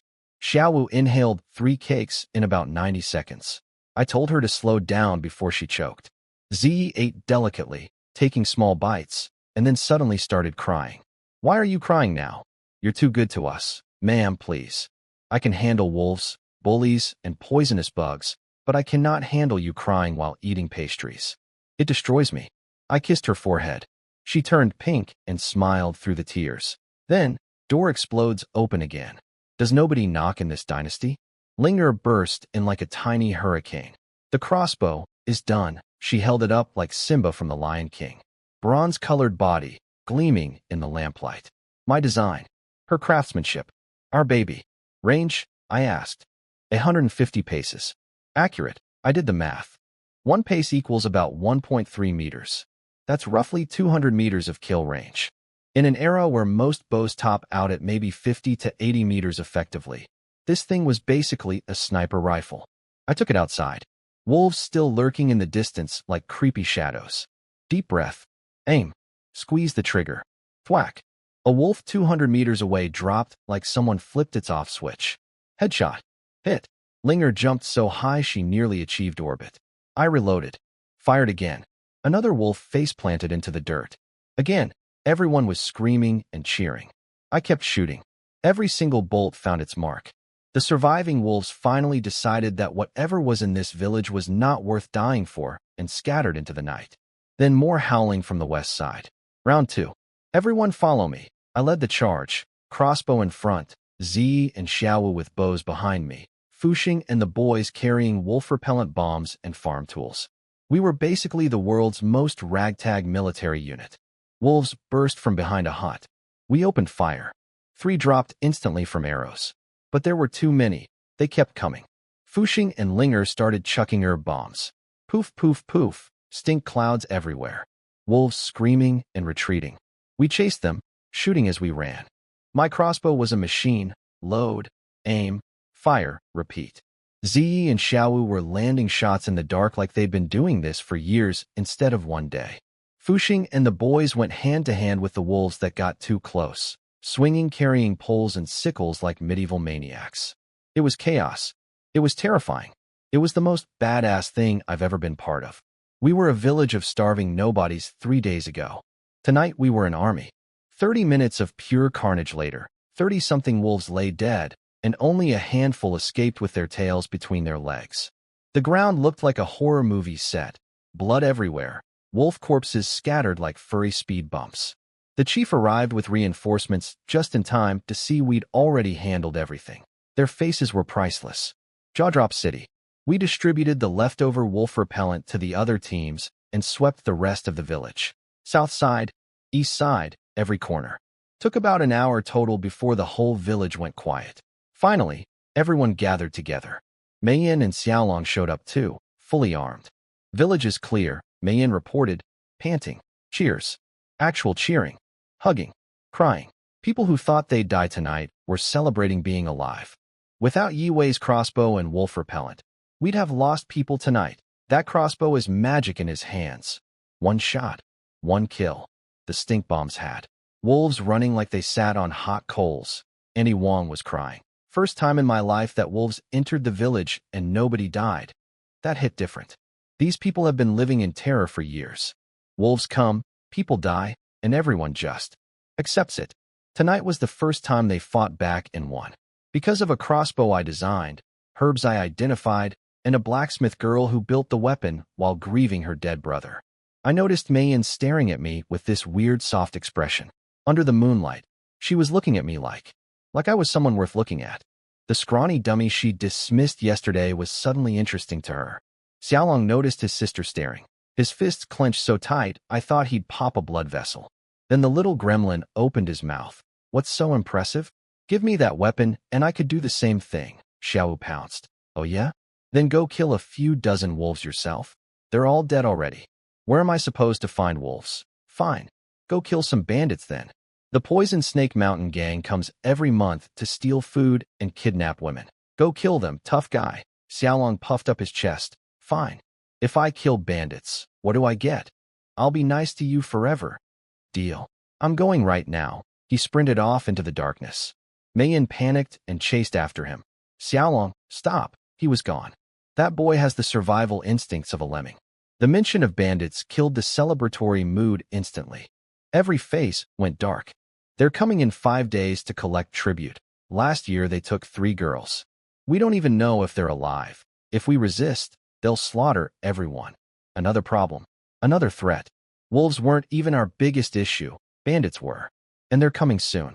Ziyi scolded Xiaowu for goading Xiaolong into a suicide mission. Xiaowu crossed her arms. He told everyone you were dead today? Made sis cry. Then he has the nerve to mock you to your face? I'm not sorry. Fair point, little pepper. Fair point. I told the chief to handle the wolf corpses and headed home with my girls. Then I glanced back and, sure enough, Linger was standing there, watching me walk away, looking lost. Linger, come on. Her face lit up. She ran to catch up. We walked down the moonlit path. Then her stomach growled, loudly. In the dead silence of the night, it sounded like a small earthquake. She slapped her hands over her belly, face turning the color of a tomato. Wouldn't look up. Did you eat today? 0.1 persimmon cake. 1 persimmon cake. This girl spent the entire day forging a crossbow, pounding metal, sweating over a furnace, doing the work of 3 blacksmiths, on 1 dried fruit cake. Her stomach growled again, even louder, like it was personally calling her a liar. Inside the shack, I shoved the bag of Taisher cakes at her. Eat. I'm really not hungry. If you don't eat, you're fired from crossbow duty. Ziyi gently touched her arm. Don't be shy. They're delicious. Xiaowu nodded enthusiastically. If you don't eat, you're insulting us. Linger finally took a cake with trembling fingers. Stared at it forever. Took 1 tiny bite. Her eyes went wide. This is Taisher cake? My sister-in-law told me normal families can't afford this even once a year. She held the bite in her mouth, not chewing, not swallowing, just savoring it like she was trying to memorize the taste in case she never experienced it again. Then the tears came. Big, fat, rolling tears down her cheeks while she chewed. What's wrong? Why are you crying? It's my first time eating something this good. You're so nice to me. This girl, 17 years old, just lost her brother. Spent all day building a weapon of war. Ate 1 dried cake the entire day. And she's crying because someone gave her a pastry and showed her basic human kindness. I looked at Ziyi. She had tears in her eyes too. Xiao was aggressively blinking. For people in a broken shack, sharing fancy cakes by candlelight while wolf blood dried on the ground outside. This is my family now. The wife who kisses me first. The sister-in-law who's slowly warming up. And the blacksmith girl who cries over pastries. I'm keeping all of them safe. No wolves, no bullies, no bandits, no rich businesswomen. Nobody is going to touch them. I patted Linger's shoulder. You built the crossbow that made all this possible. You deserve credit. She shook her head like I'd just accused her of a crime. No, no, no. You killed the wolves yourself? Then my wife dropped a nuclear bomb on the conversation. Linger, my husband doesn't treat just anyone this nicely. Why don't you marry him? Excuse me. Linger's face went from pink to red to burgundy in about half a second. My jaw hit the floor. Xiaowu's eyes nearly popped out. I'm not old enough to marry yet, Linger stammered. Almost though. You could get engaged now. I'd have to ask my sister-in-law. Maybe later. My wife is out here recruiting concubines for me like she's building a fantasy sports team. She's not jealous. She's doing talent acquisition. Linger ate 1 cake and tried to leave. Ziyi forced another one on her. She stuffed it in her shirt and ran off, but stopped to yell back. Don't tell anyone how to make the crossbow. It's our secret, smart girl. Even in emotional distress, she's protecting intellectual property. Before she left, I dropped another bomb. Hey, want to try building a repeating crossbow? Auto-reloading. Fires multiple bolts without manually loading each one. Her eyes went the size of the moon. That exists. Ziyi and Xiaowu were equally stunned. I sat down and sketched the whole design. Repeating crossbow with a spring mechanism that auto-feeds arrows after each shot. I detailed every component. The arm, the trigger, the loading channel, the spring made from hammered ox tendon.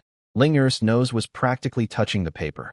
When I finished, she stared at the blueprint like I'd just shown her proof of alien life. You can do this? The spring needs to be precise. Drill holes here. Install the mechanism exactly at this angle. She asked smart questions. Won't it jam? What material for the spring? And actually understood my answers. This girl is literally centuries ahead of every engineer in this dynasty, and she doesn't even know it. She grabbed the blueprints and bolted into the night to start building immediately. I yelled, "Don't stay up too late," at her disappearing back. She probably didn't hear me. She probably didn't care. Then Z sidled up to me. "Husband, you should really lock down the marriage with Linger before someone else snatches her." Woman, are you seriously wife shopping? For me right now, she was dead serious. Your genius only works when paired with her craftsmanship. Besides, men taking concubines is completely normal. Can we focus on US first? We haven't even. Consummated. Her face went thermonuclear red. She checked to make sure Xiaowu wasn't listening. Crisis averted. Bedtime. 3 sardines on a tiny bed again. My hand wandered to Zi's thigh.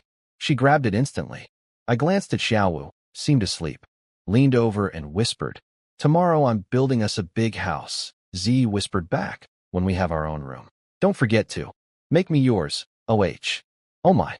I want to right now," I whispered back, fingers creeping toward her waistband. She caught my hand, kissed me once, and whispered, "Not with my sister right there. I'd die of embarrassment." "Fine. Kiss me 10 more times, and I'll behave tonight." She peeked at Xiaowu, who was suspiciously facing the wall and very still, then started planting kisses on my face. 1, 2, 3. We ended up in a full makeout session. Xiaowu was definitely awake. Xiaowu was definitely pretending to sleep. We all knew it. Nobody acknowledged it. Family dynamics. Next morning, we headed to Chao County again with 45 more wolves. 41 were mine. The other 4 were group kills. At this point, I've killed more wolves than most armies. Every village along the road lost their minds. An old man stroked his beard. Again, a young guy sighed. "If I could do that, I'd have no trouble finding a wife," a village woman muttered. "Beast. Ridge Village is going to be rich." The city guards at Chao County nearly dropped dead. "Did you empty the entire wolf den?" We marched through town like conquerors. Straight to Fortune Gathering Hall, the Su family mansion, our new best customer. And as we approached, I spotted Wang Xinxiao standing outside. The same woman I'd lied to yesterday about being from Oxhorn Village. I smiled. She turned and saw me. "Oh, this is going to be very awkward." I saw Wang Xinxiao standing outside the mansion and immediately went, "Nope," turned around. Stopped the whole parade. Told everyone about how she'd interrogated me yesterday and I'd given her a fake village name. The chief laughed. "Just wait at the tea stall, we'll handle the sale." So I watched 40 villagers march into the richest estate in Chao County, carrying 45 dead wolves while I hid at a tea stand like a fugitive. Very heroic. Very dignified. Inside, Wang Xinxiao was hunting for me. She'd been tipped off by her boss that another wolf shipment was coming and was waiting at the gate like a hawk. "Where's the guy who collected money yesterday?" she demanded. Chief smiled. "Sick today? How convenient." She paid up. 800 coins per wolf again, ka-ching, but then blocked the exit.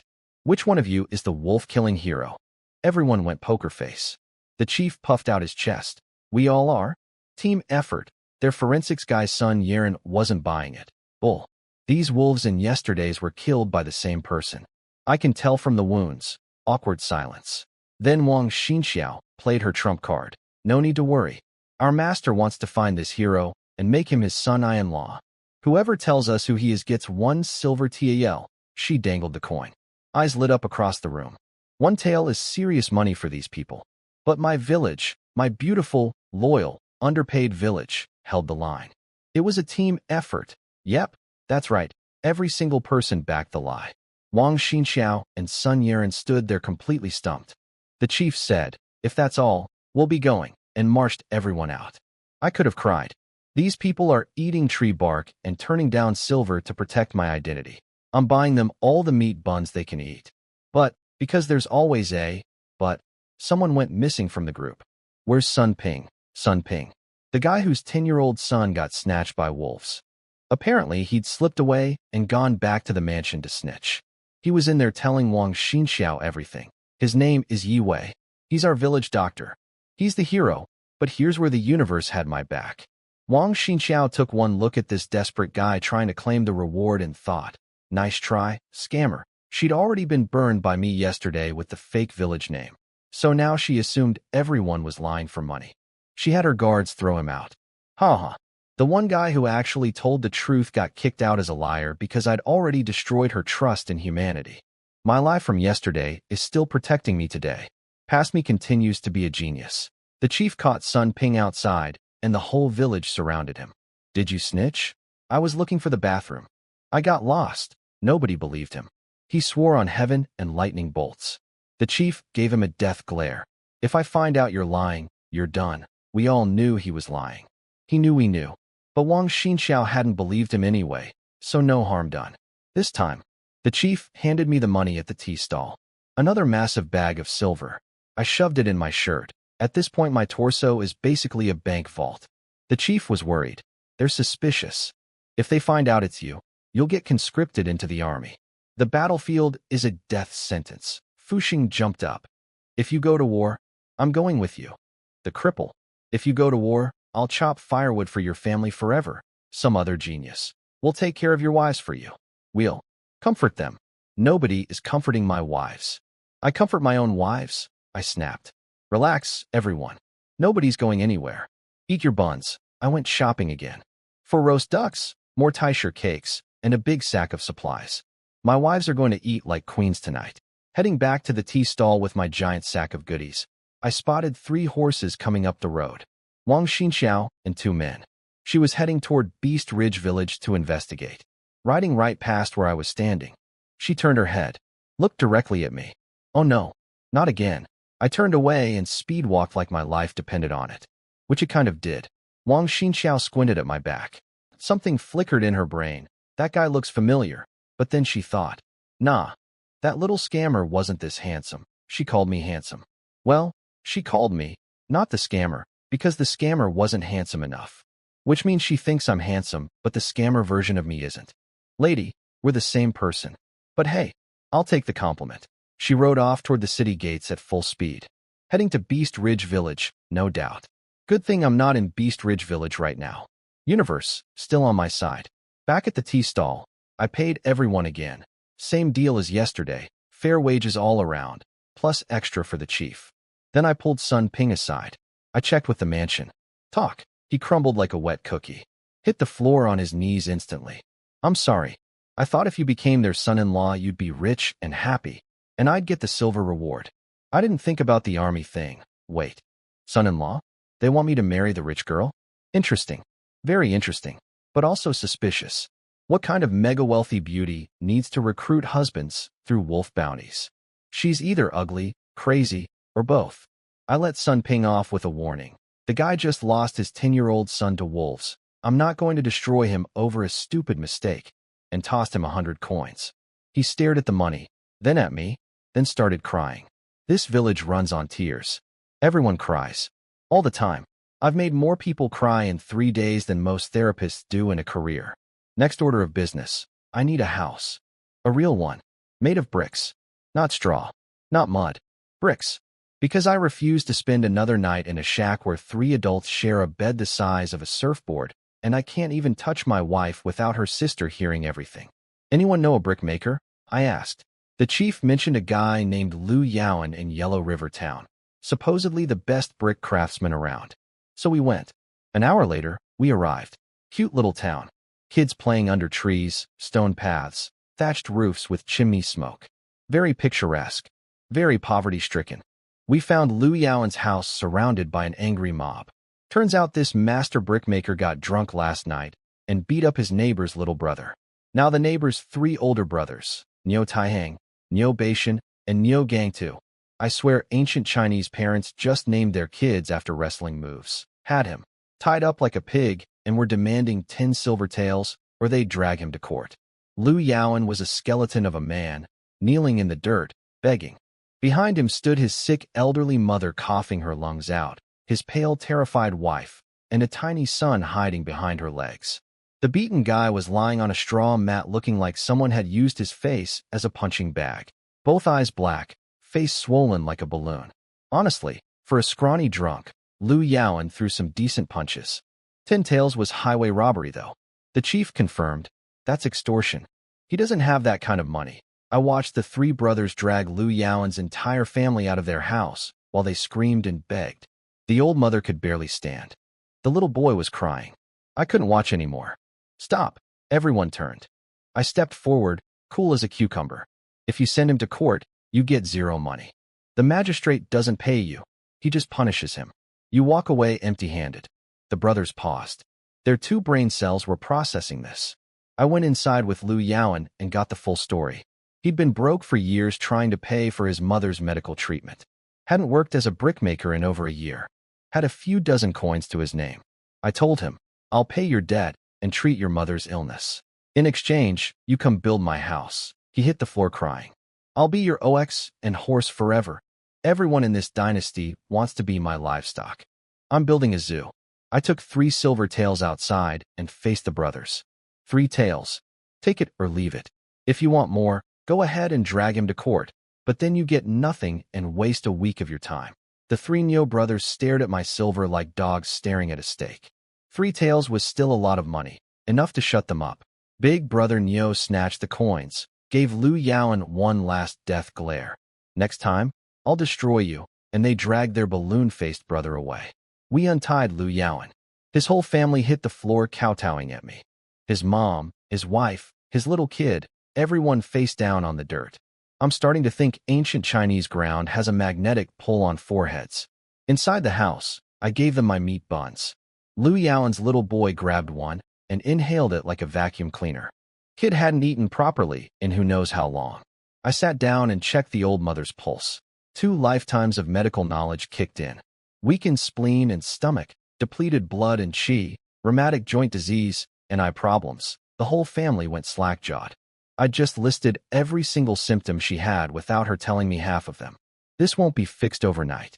She needs long-term herbal treatment. I wrote out prescriptions while the little boy fed his grandma bun pieces. Good kid. Lu Yaoan wanted to come in a couple days. His wife and mother basically shoved him out the door. Go now. Don't disrespect the man who saved your life. Ancient Chinese wives don't mess around. Before we left, Lu Yaoan mentioned a construction buddy named Zhou Shan, a proper building specialist. 30 coins a day. The chief choked. 30? Our village builders charge 10. He's worth it, Lu said. Hire him, I said, because I'm loaded now and I need a house with separate bedrooms before I lose my mind sharing a toddler-sized bed with my wife and her sister. We collected Zhou Shan and hit the road. Me, the chief, the brickmaker, and the builder. Dream team for operation. Build Yue a real house so he can finally sleep with his wife.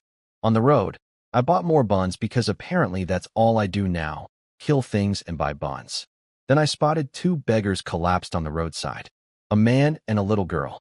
Filthy, starving, barely alive. The girl saw me looking, ran over, and dropped to her knees. Big brother, please, can we have some food? My daddy's dying. My heart physically hurt. I shoved buns at her. She ran back and started feeding her father. The chief grabbed my arm. Yue, it's a famine. Beggars everywhere. You can't save them all. I can save these ones. There are thousands dying across the country. Then I'll start with 2. The father was a carpenter named Lu. Their entire village got wiped out by plague. The little girl, couldn't have been more than 8 or 9, started listing her skills like a tiny job applicant. I can mop floors, pick vegetables, farm. I'll do anything. Daddy and I only need half a bun a day. Please just give us a place to live. She was selling herself into service for half a bun per day. 8 years old and already negotiating survival terms. I did the math. I earned 32 taels today. -3 for Lu Yaoan's debt, 29 left. Feeding 2 more mouths? Not even a rounding error. Come with me. The girl grabbed her dad and practically carried him after us. The chief asked them some questions to verify their story, seemed satisfied, and we kept walking. So now my household is growing. 2 wives, 1 carpenter, 1 brickmaker, 1 builder, and a little girl who thinks half a bun is luxury dining. At this rate, I'll have a small village of my own by next week. Meanwhile, because the universe never lets me relax, Wang Xinxiao had ridden to Beast Ridge Village. She found Annie Wang, who cheerfully led her straight to my house. The wolf-killing hero lives right here. Wang Xinxiao looked at my crumbling straw shack and thought, there is no way any hero lives in this dump. Then my door opened and Zi and Xiao walked out. Wang Xinxiao's brain broke. Her assistant's brain broke. They stood there frozen, mouths open, staring at 2 drop-dead gorgeous women emerging from a hut that looked like it could collapse if someone sneezed on it. Former aristocrat princesses with skin like snow and the grace of nobility, casually walking out of the worst house in the village, wearing patched clothes, and still looking like they belonged on a royal portrait.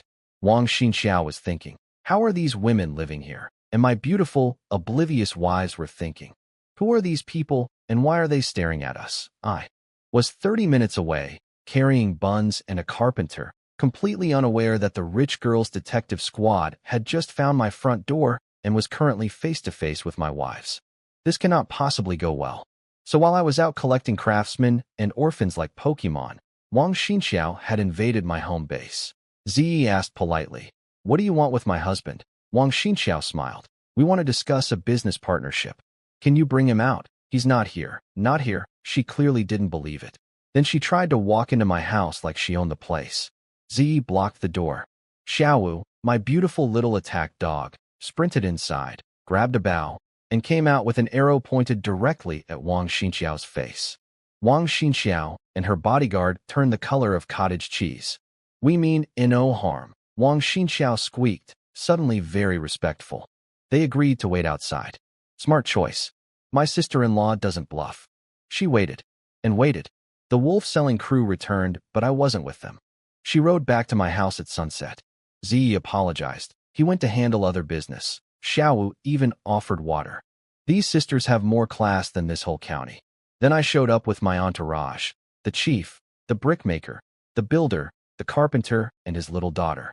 My household grows by the hour. Brother-in-law, husband, both girls rushed toward me like I'd been gone a year. Xiaowu was actually pouting. "We thought something happened to you." I squeezed their arms reassuringly and turned to face Wang Xinxiao. And I actually looked at her this time. Like, really looked. Oh no. She was actually kind of gorgeous. Slim waist, curves that the evening light was treating very generously, fierce little expression on a delicate face. Not as beautiful as Ziyi or Xiaowu, but she had this energy, like an angry kitten pretending to be a tiger. Absolutely adorable.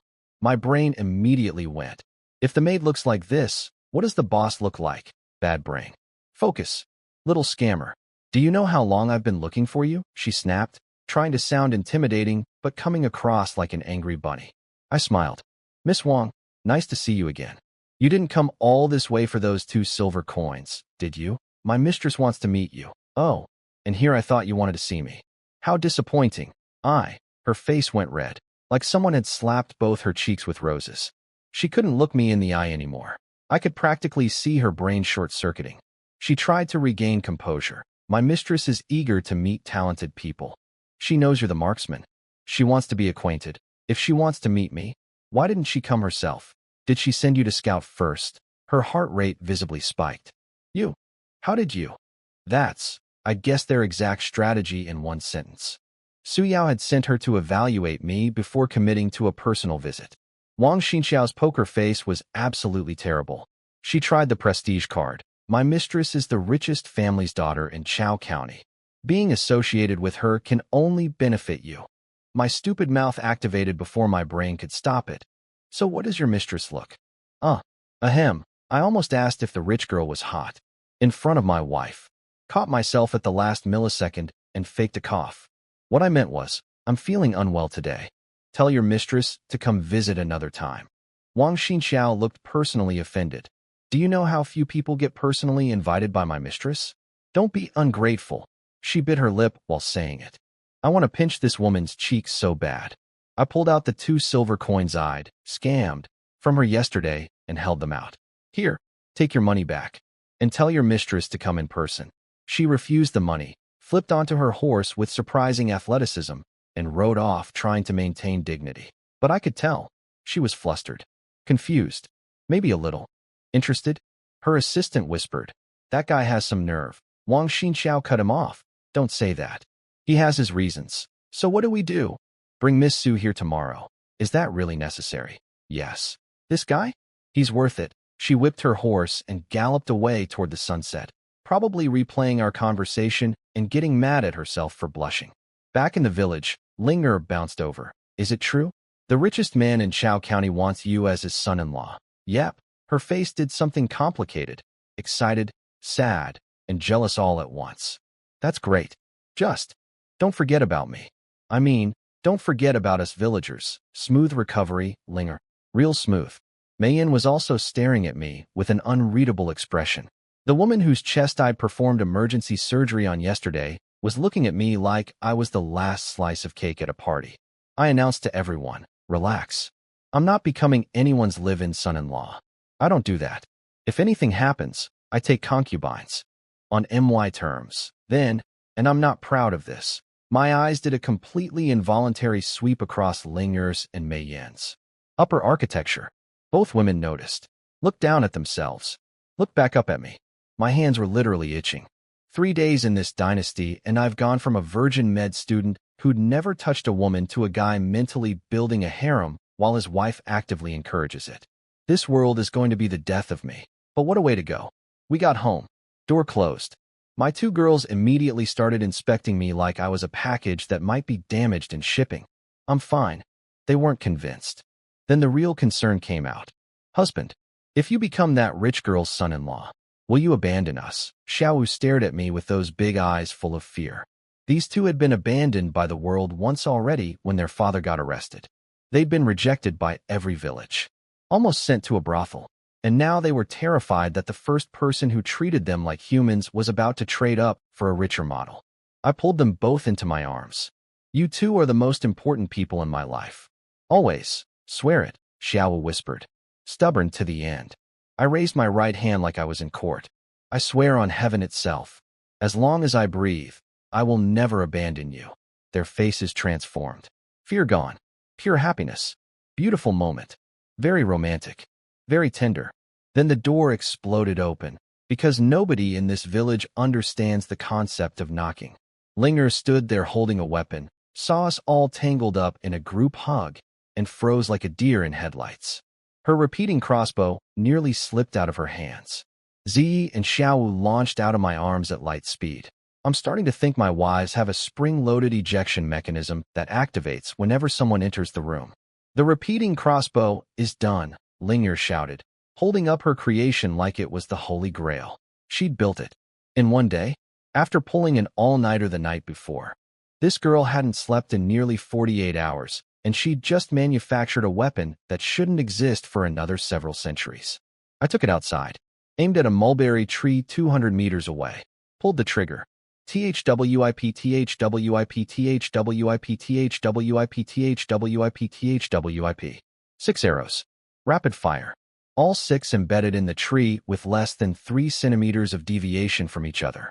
This weapon was basically an ancient Chinese assault rifle. Xiaowu's jaw literally dropped. That's insane. I turned to Linger with genuine awe. You're incredible. What do you want as a reward? What are you offering? She grinned playfully.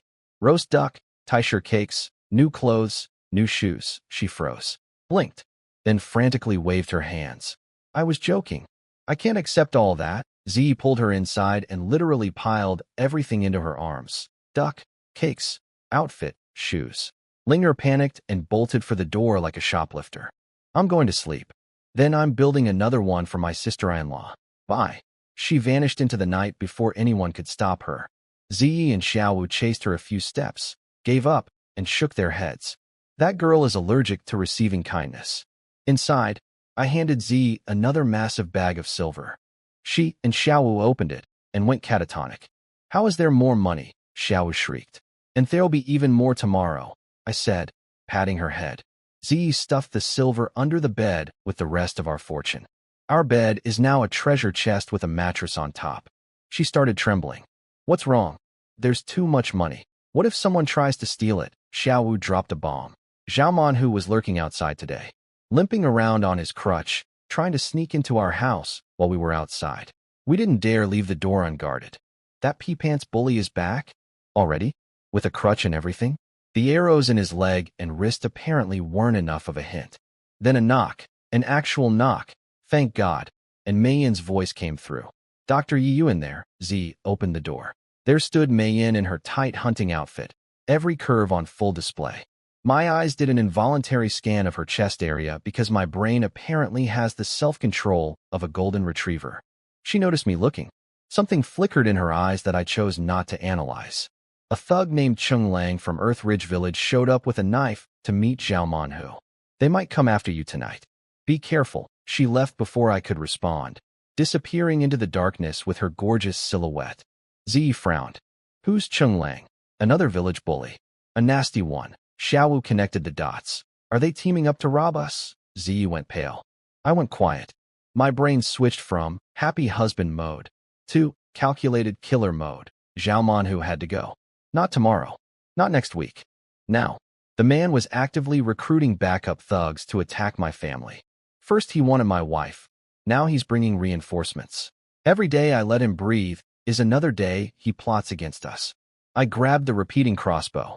Z seized my hand. Where are you going? Just a walk. Back soon. I smiled, peeled her fingers off, and walked into the night. Behind me, Xiaowu reassured Z. Don't worry, sis. Brother-in-law is a warrior. He'll be fine. She called me a warrior. 3 days ago it was Stinky Man. But Z stood at the door, watching me disappear into the darkness, eyebrows tight with worry. She had every right to worry, because I wasn't going for a walk.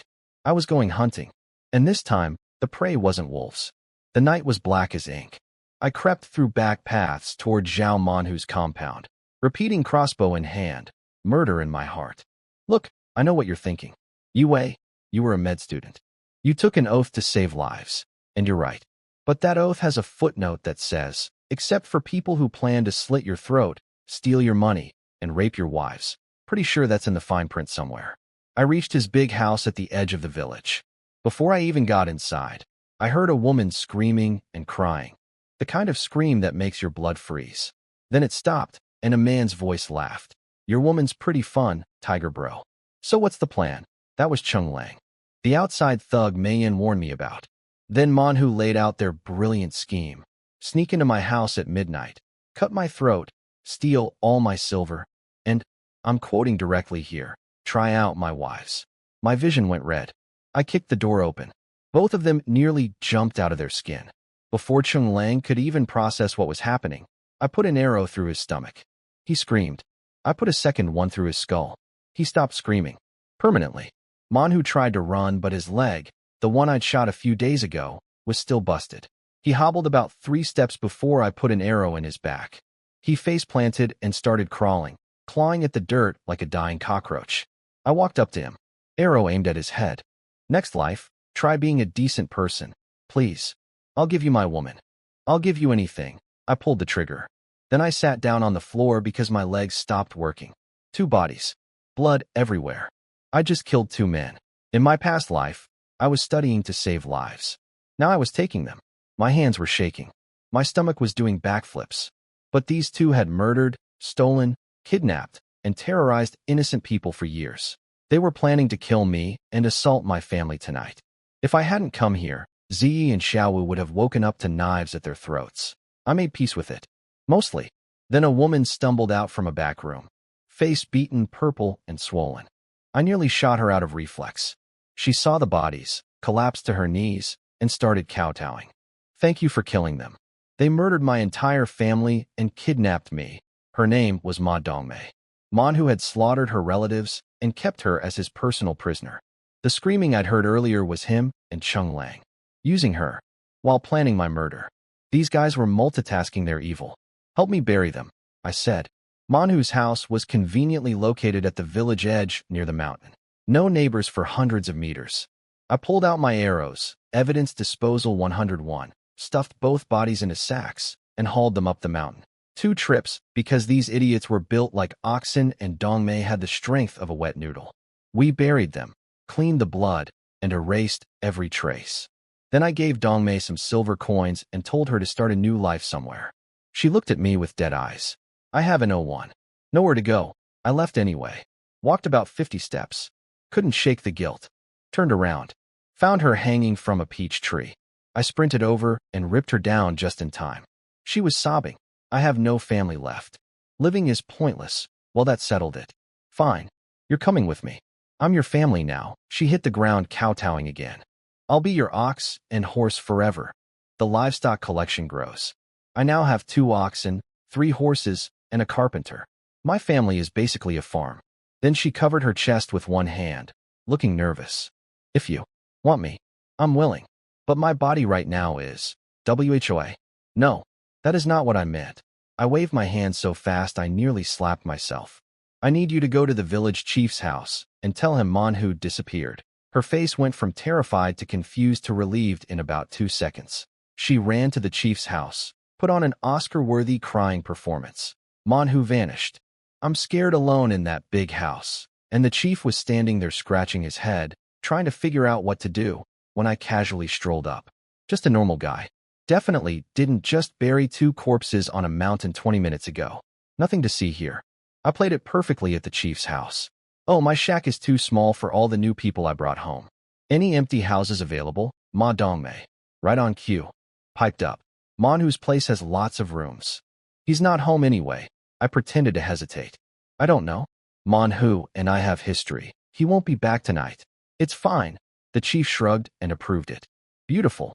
The village chief just officially authorized people to move into a dead man's house, and the dead man was buried 20 minutes ago by the guy making the suggestion. This is chess, not checkers. Outside, Dongmei whispered. You're brilliant. Just practical, I said, grabbing my crossbow from its hiding spot. Go clean up the house. I'll bring people over. Once everyone gets comfortable there, nobody will question why we're living in his space. She handed back the silver I'd given her earlier. Mon Hu had money hidden everywhere. It's all mine now. You keep these. Free refund on my compassion. Nice. Back home, my 2 girls were waiting at the door like worried puppies. Visible relief on both faces when they saw me alive. Ziyi started the interrogation immediately. Where did you go? Mon Hu's house. Her face went white. Why? Xiaowu, sharper than attack, narrowed her eyes. Did you do something? I overheard them planning to sneak into our house at midnight. Kill me, steal our money, and hurt you too. So I shot them both. Dead silence. 2 pairs of enormous eyes staring at me. Ziyi ran to the door, checked in every direction, slammed it shut, locked it, and came back. You killed them? Both? Buried them on the mountain already. Did anyone see? Just Dongmei. She's on our side. I took her in.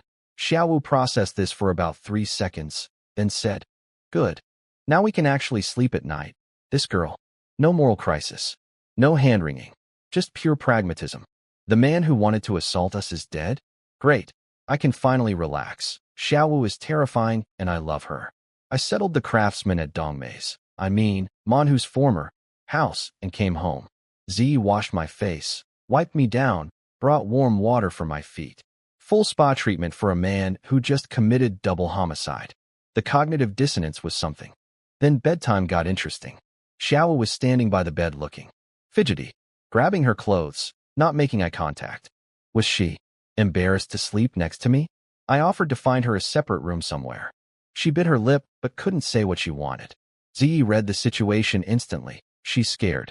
After everything tonight, Xiaowu, the girl who threatened to fight me on day 1, who called me stinky man, who glared at armed bullies, was too frightened to sleep alone after hearing about the murders.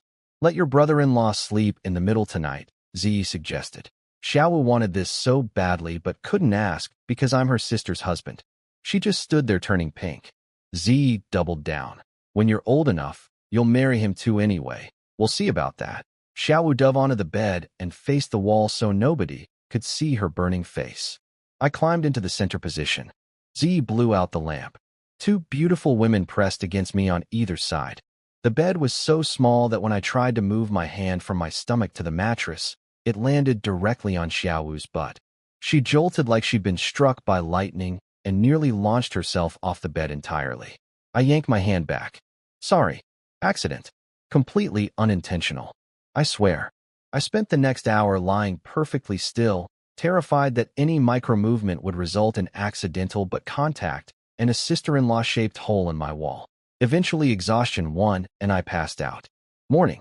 I woke up to discover that Xiaowu, Miss, don't touch me, had her leg draped across mine, her hand on my chest, and her face smushed against my cheek.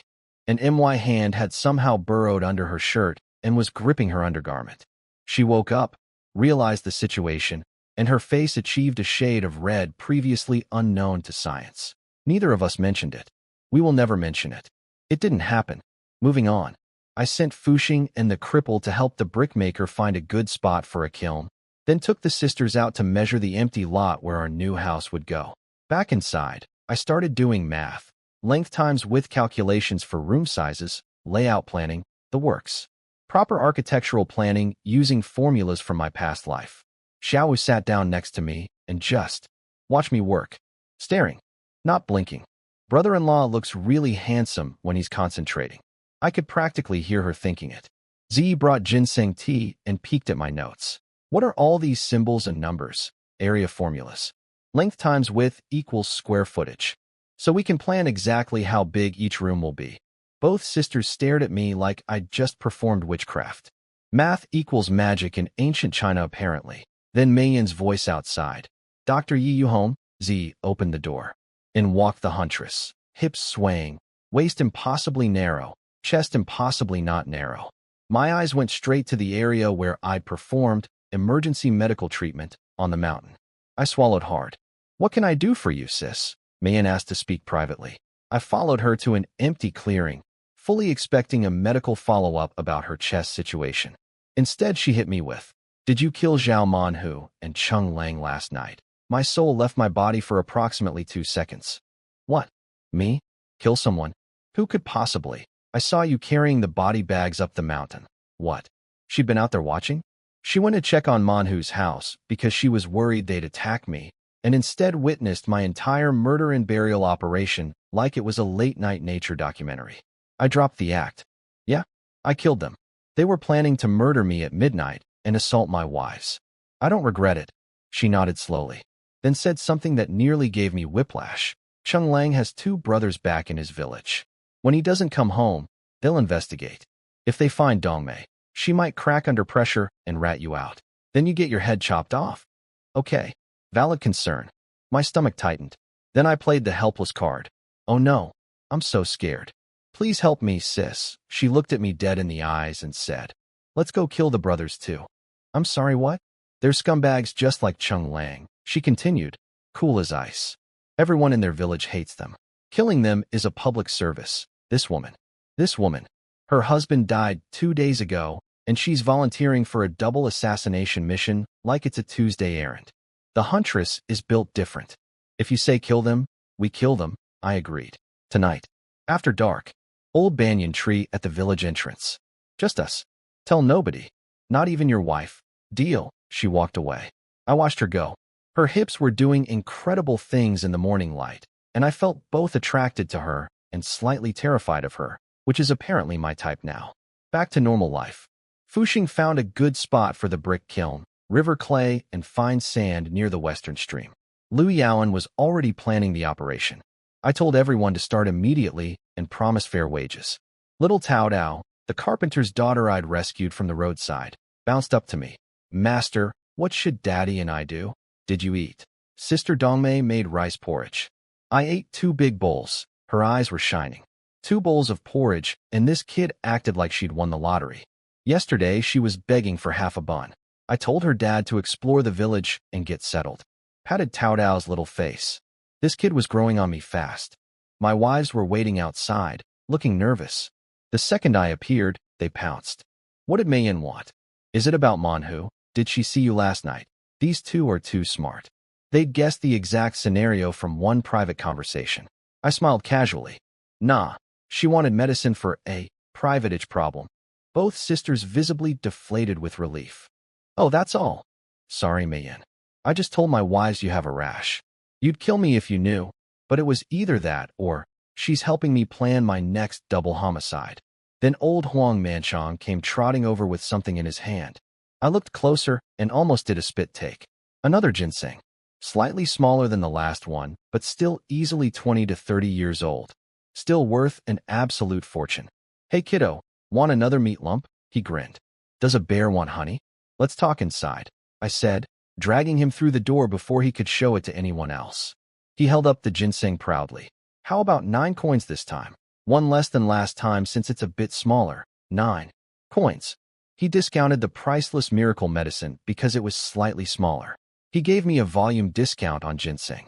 Xiaowu leaned over to Ziyi and whispered, didn't you say ginseng is super expensive? Why is this 9 coins? Ziyi shushed her so fast, she nearly slapped her mouth shut. I paid the man his 9 coins. He left grinning like he'd pulled off the hustle of the century. Then I called after him. Hey Huang, is there more of these on the mountain? Because if this man has been walking past a ginseng forest every day on his way to chop firewood, I am about to become the richest man in this entire dynasty. Old Huang was thrilled about his 9-coin hustle.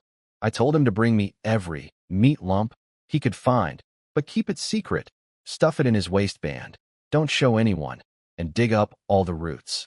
He nodded, walked out my door, and muttered, "Suckers got more money than brains. Sir, you just sold me a down payment on a mansion for the price of 9 bonds.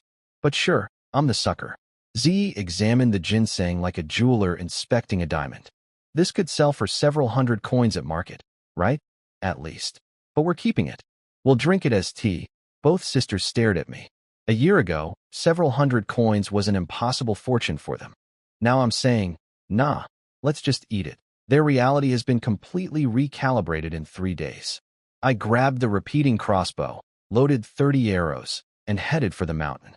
Ziyi and Xiaowu followed me to the door with their usual worried wife protocol. "Be careful. Come back safe." "I know. Go inside." The mountain was beautiful, dappled sunlight, pine scent, bird songs. Very peaceful, very zen. The kind of place where you forget you murdered 2 people last night and have another assassination scheduled for tonight. Then I spotted Linger ahead of me, sneaking through the trees like a tiny spy, looking around suspiciously before darting toward a stream. What is this girl up to? I followed her. She reached the stream, and without any hesitation, stripped off her clothes and jumped in. Oh no, I immediately remembered. This stream is deep, 2 bamboo poles deep, and nobody in this village can swim. Sure enough, within seconds, "Help! Help me!" HL, gurgling noises. I sprinted to the bank. There she was, white skin flashing in the water, sinking fast, mouth full of bubbles. No time for modesty. No time for anything.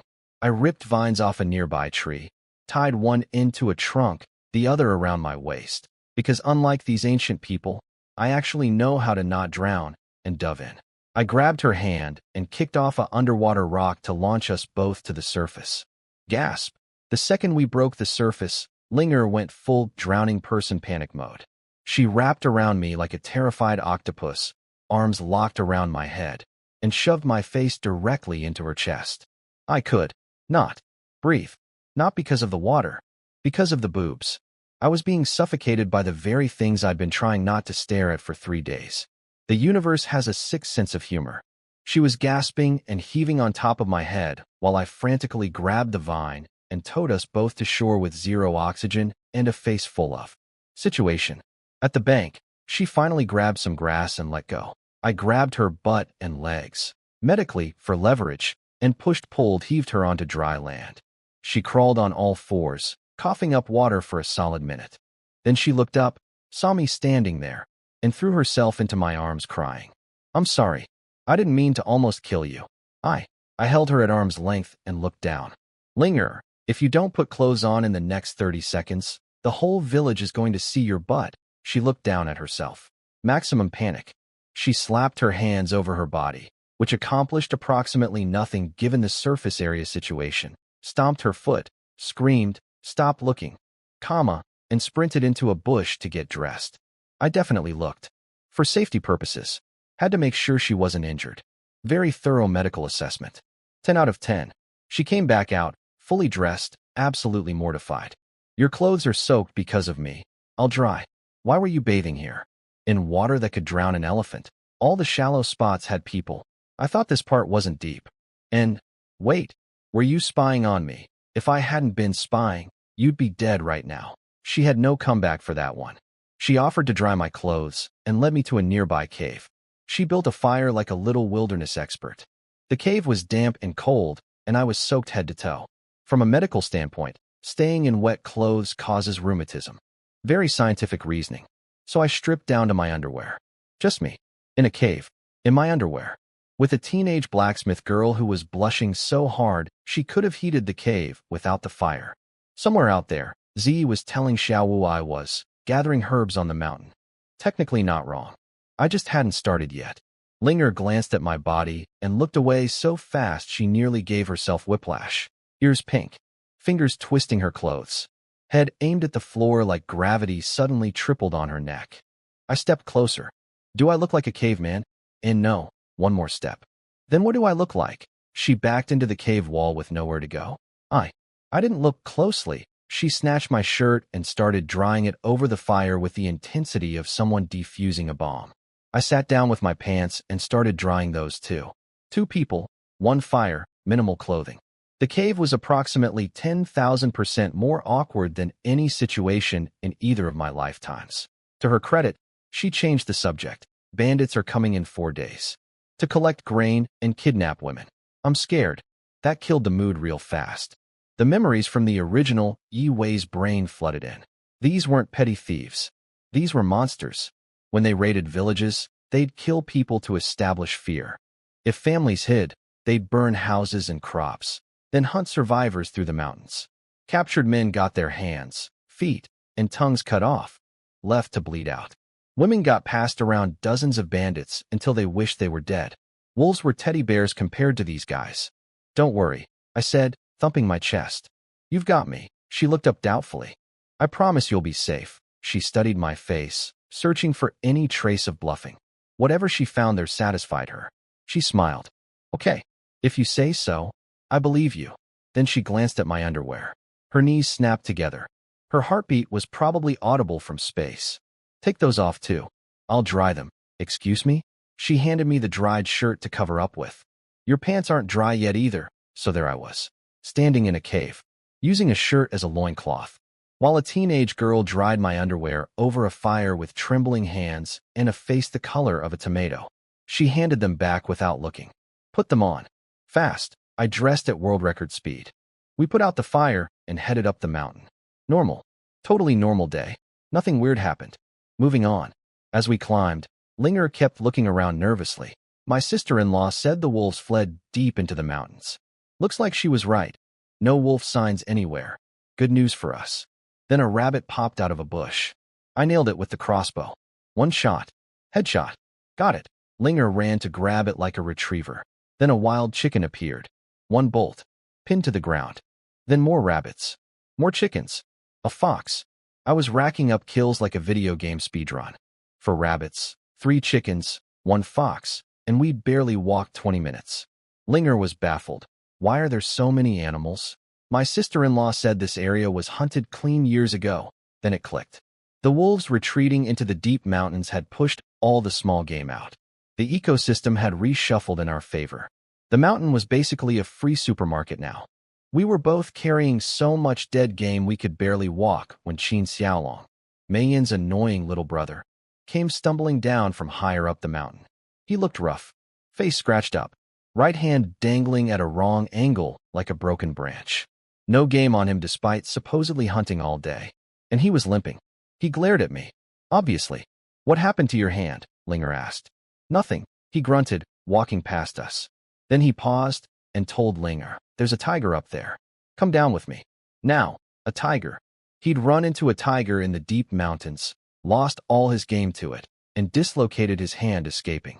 This kid went looking for trouble and trouble found him, with stripes and 500 pounds of muscle. Linger went pale and pressed herself against my arm like I was a human shield. Where exactly is the tiger? I called after him. He spun around. Why should I tell you? Because if you tell me, I'll fix your hand. Your medicine? Please. I went full serious doctor mode. Your bone is dislocated and blood flow is severely blocked. If you don't treat it soon, even after it heals, that hand will be permanently useless. No hunting. No holding chopsticks. Nothing. Okay, I was exaggerating a little. But his face went white. He looked at his floppy hand with genuine terror. Linger jumped in. Just let him treat you. He's amazing, Xiaolong scoffed. Even if he can fix it, why would he help me? Linger went full mama bear. If you keep being rude to him, I'm done with you. Forever. No more weapons from my shop. No more anything. That hit him where it hurt. He'd been getting all his hunting gear from Linger for free. Losing that supply line would end his hunting career. He clenched his jaw. Fine. Fix it. But hurry up. I looked at him. Then I pointed at the ground. Kneel down and ask nicely. His face went from angry to furious to murderous to defeated. The progression was beautiful. This punk had spread rumors about me being dead, tried to claim credit for my wolf kills, attempted to punch me, and talked trash about me every chance he got. And now he needed me. Karma is a beautiful thing.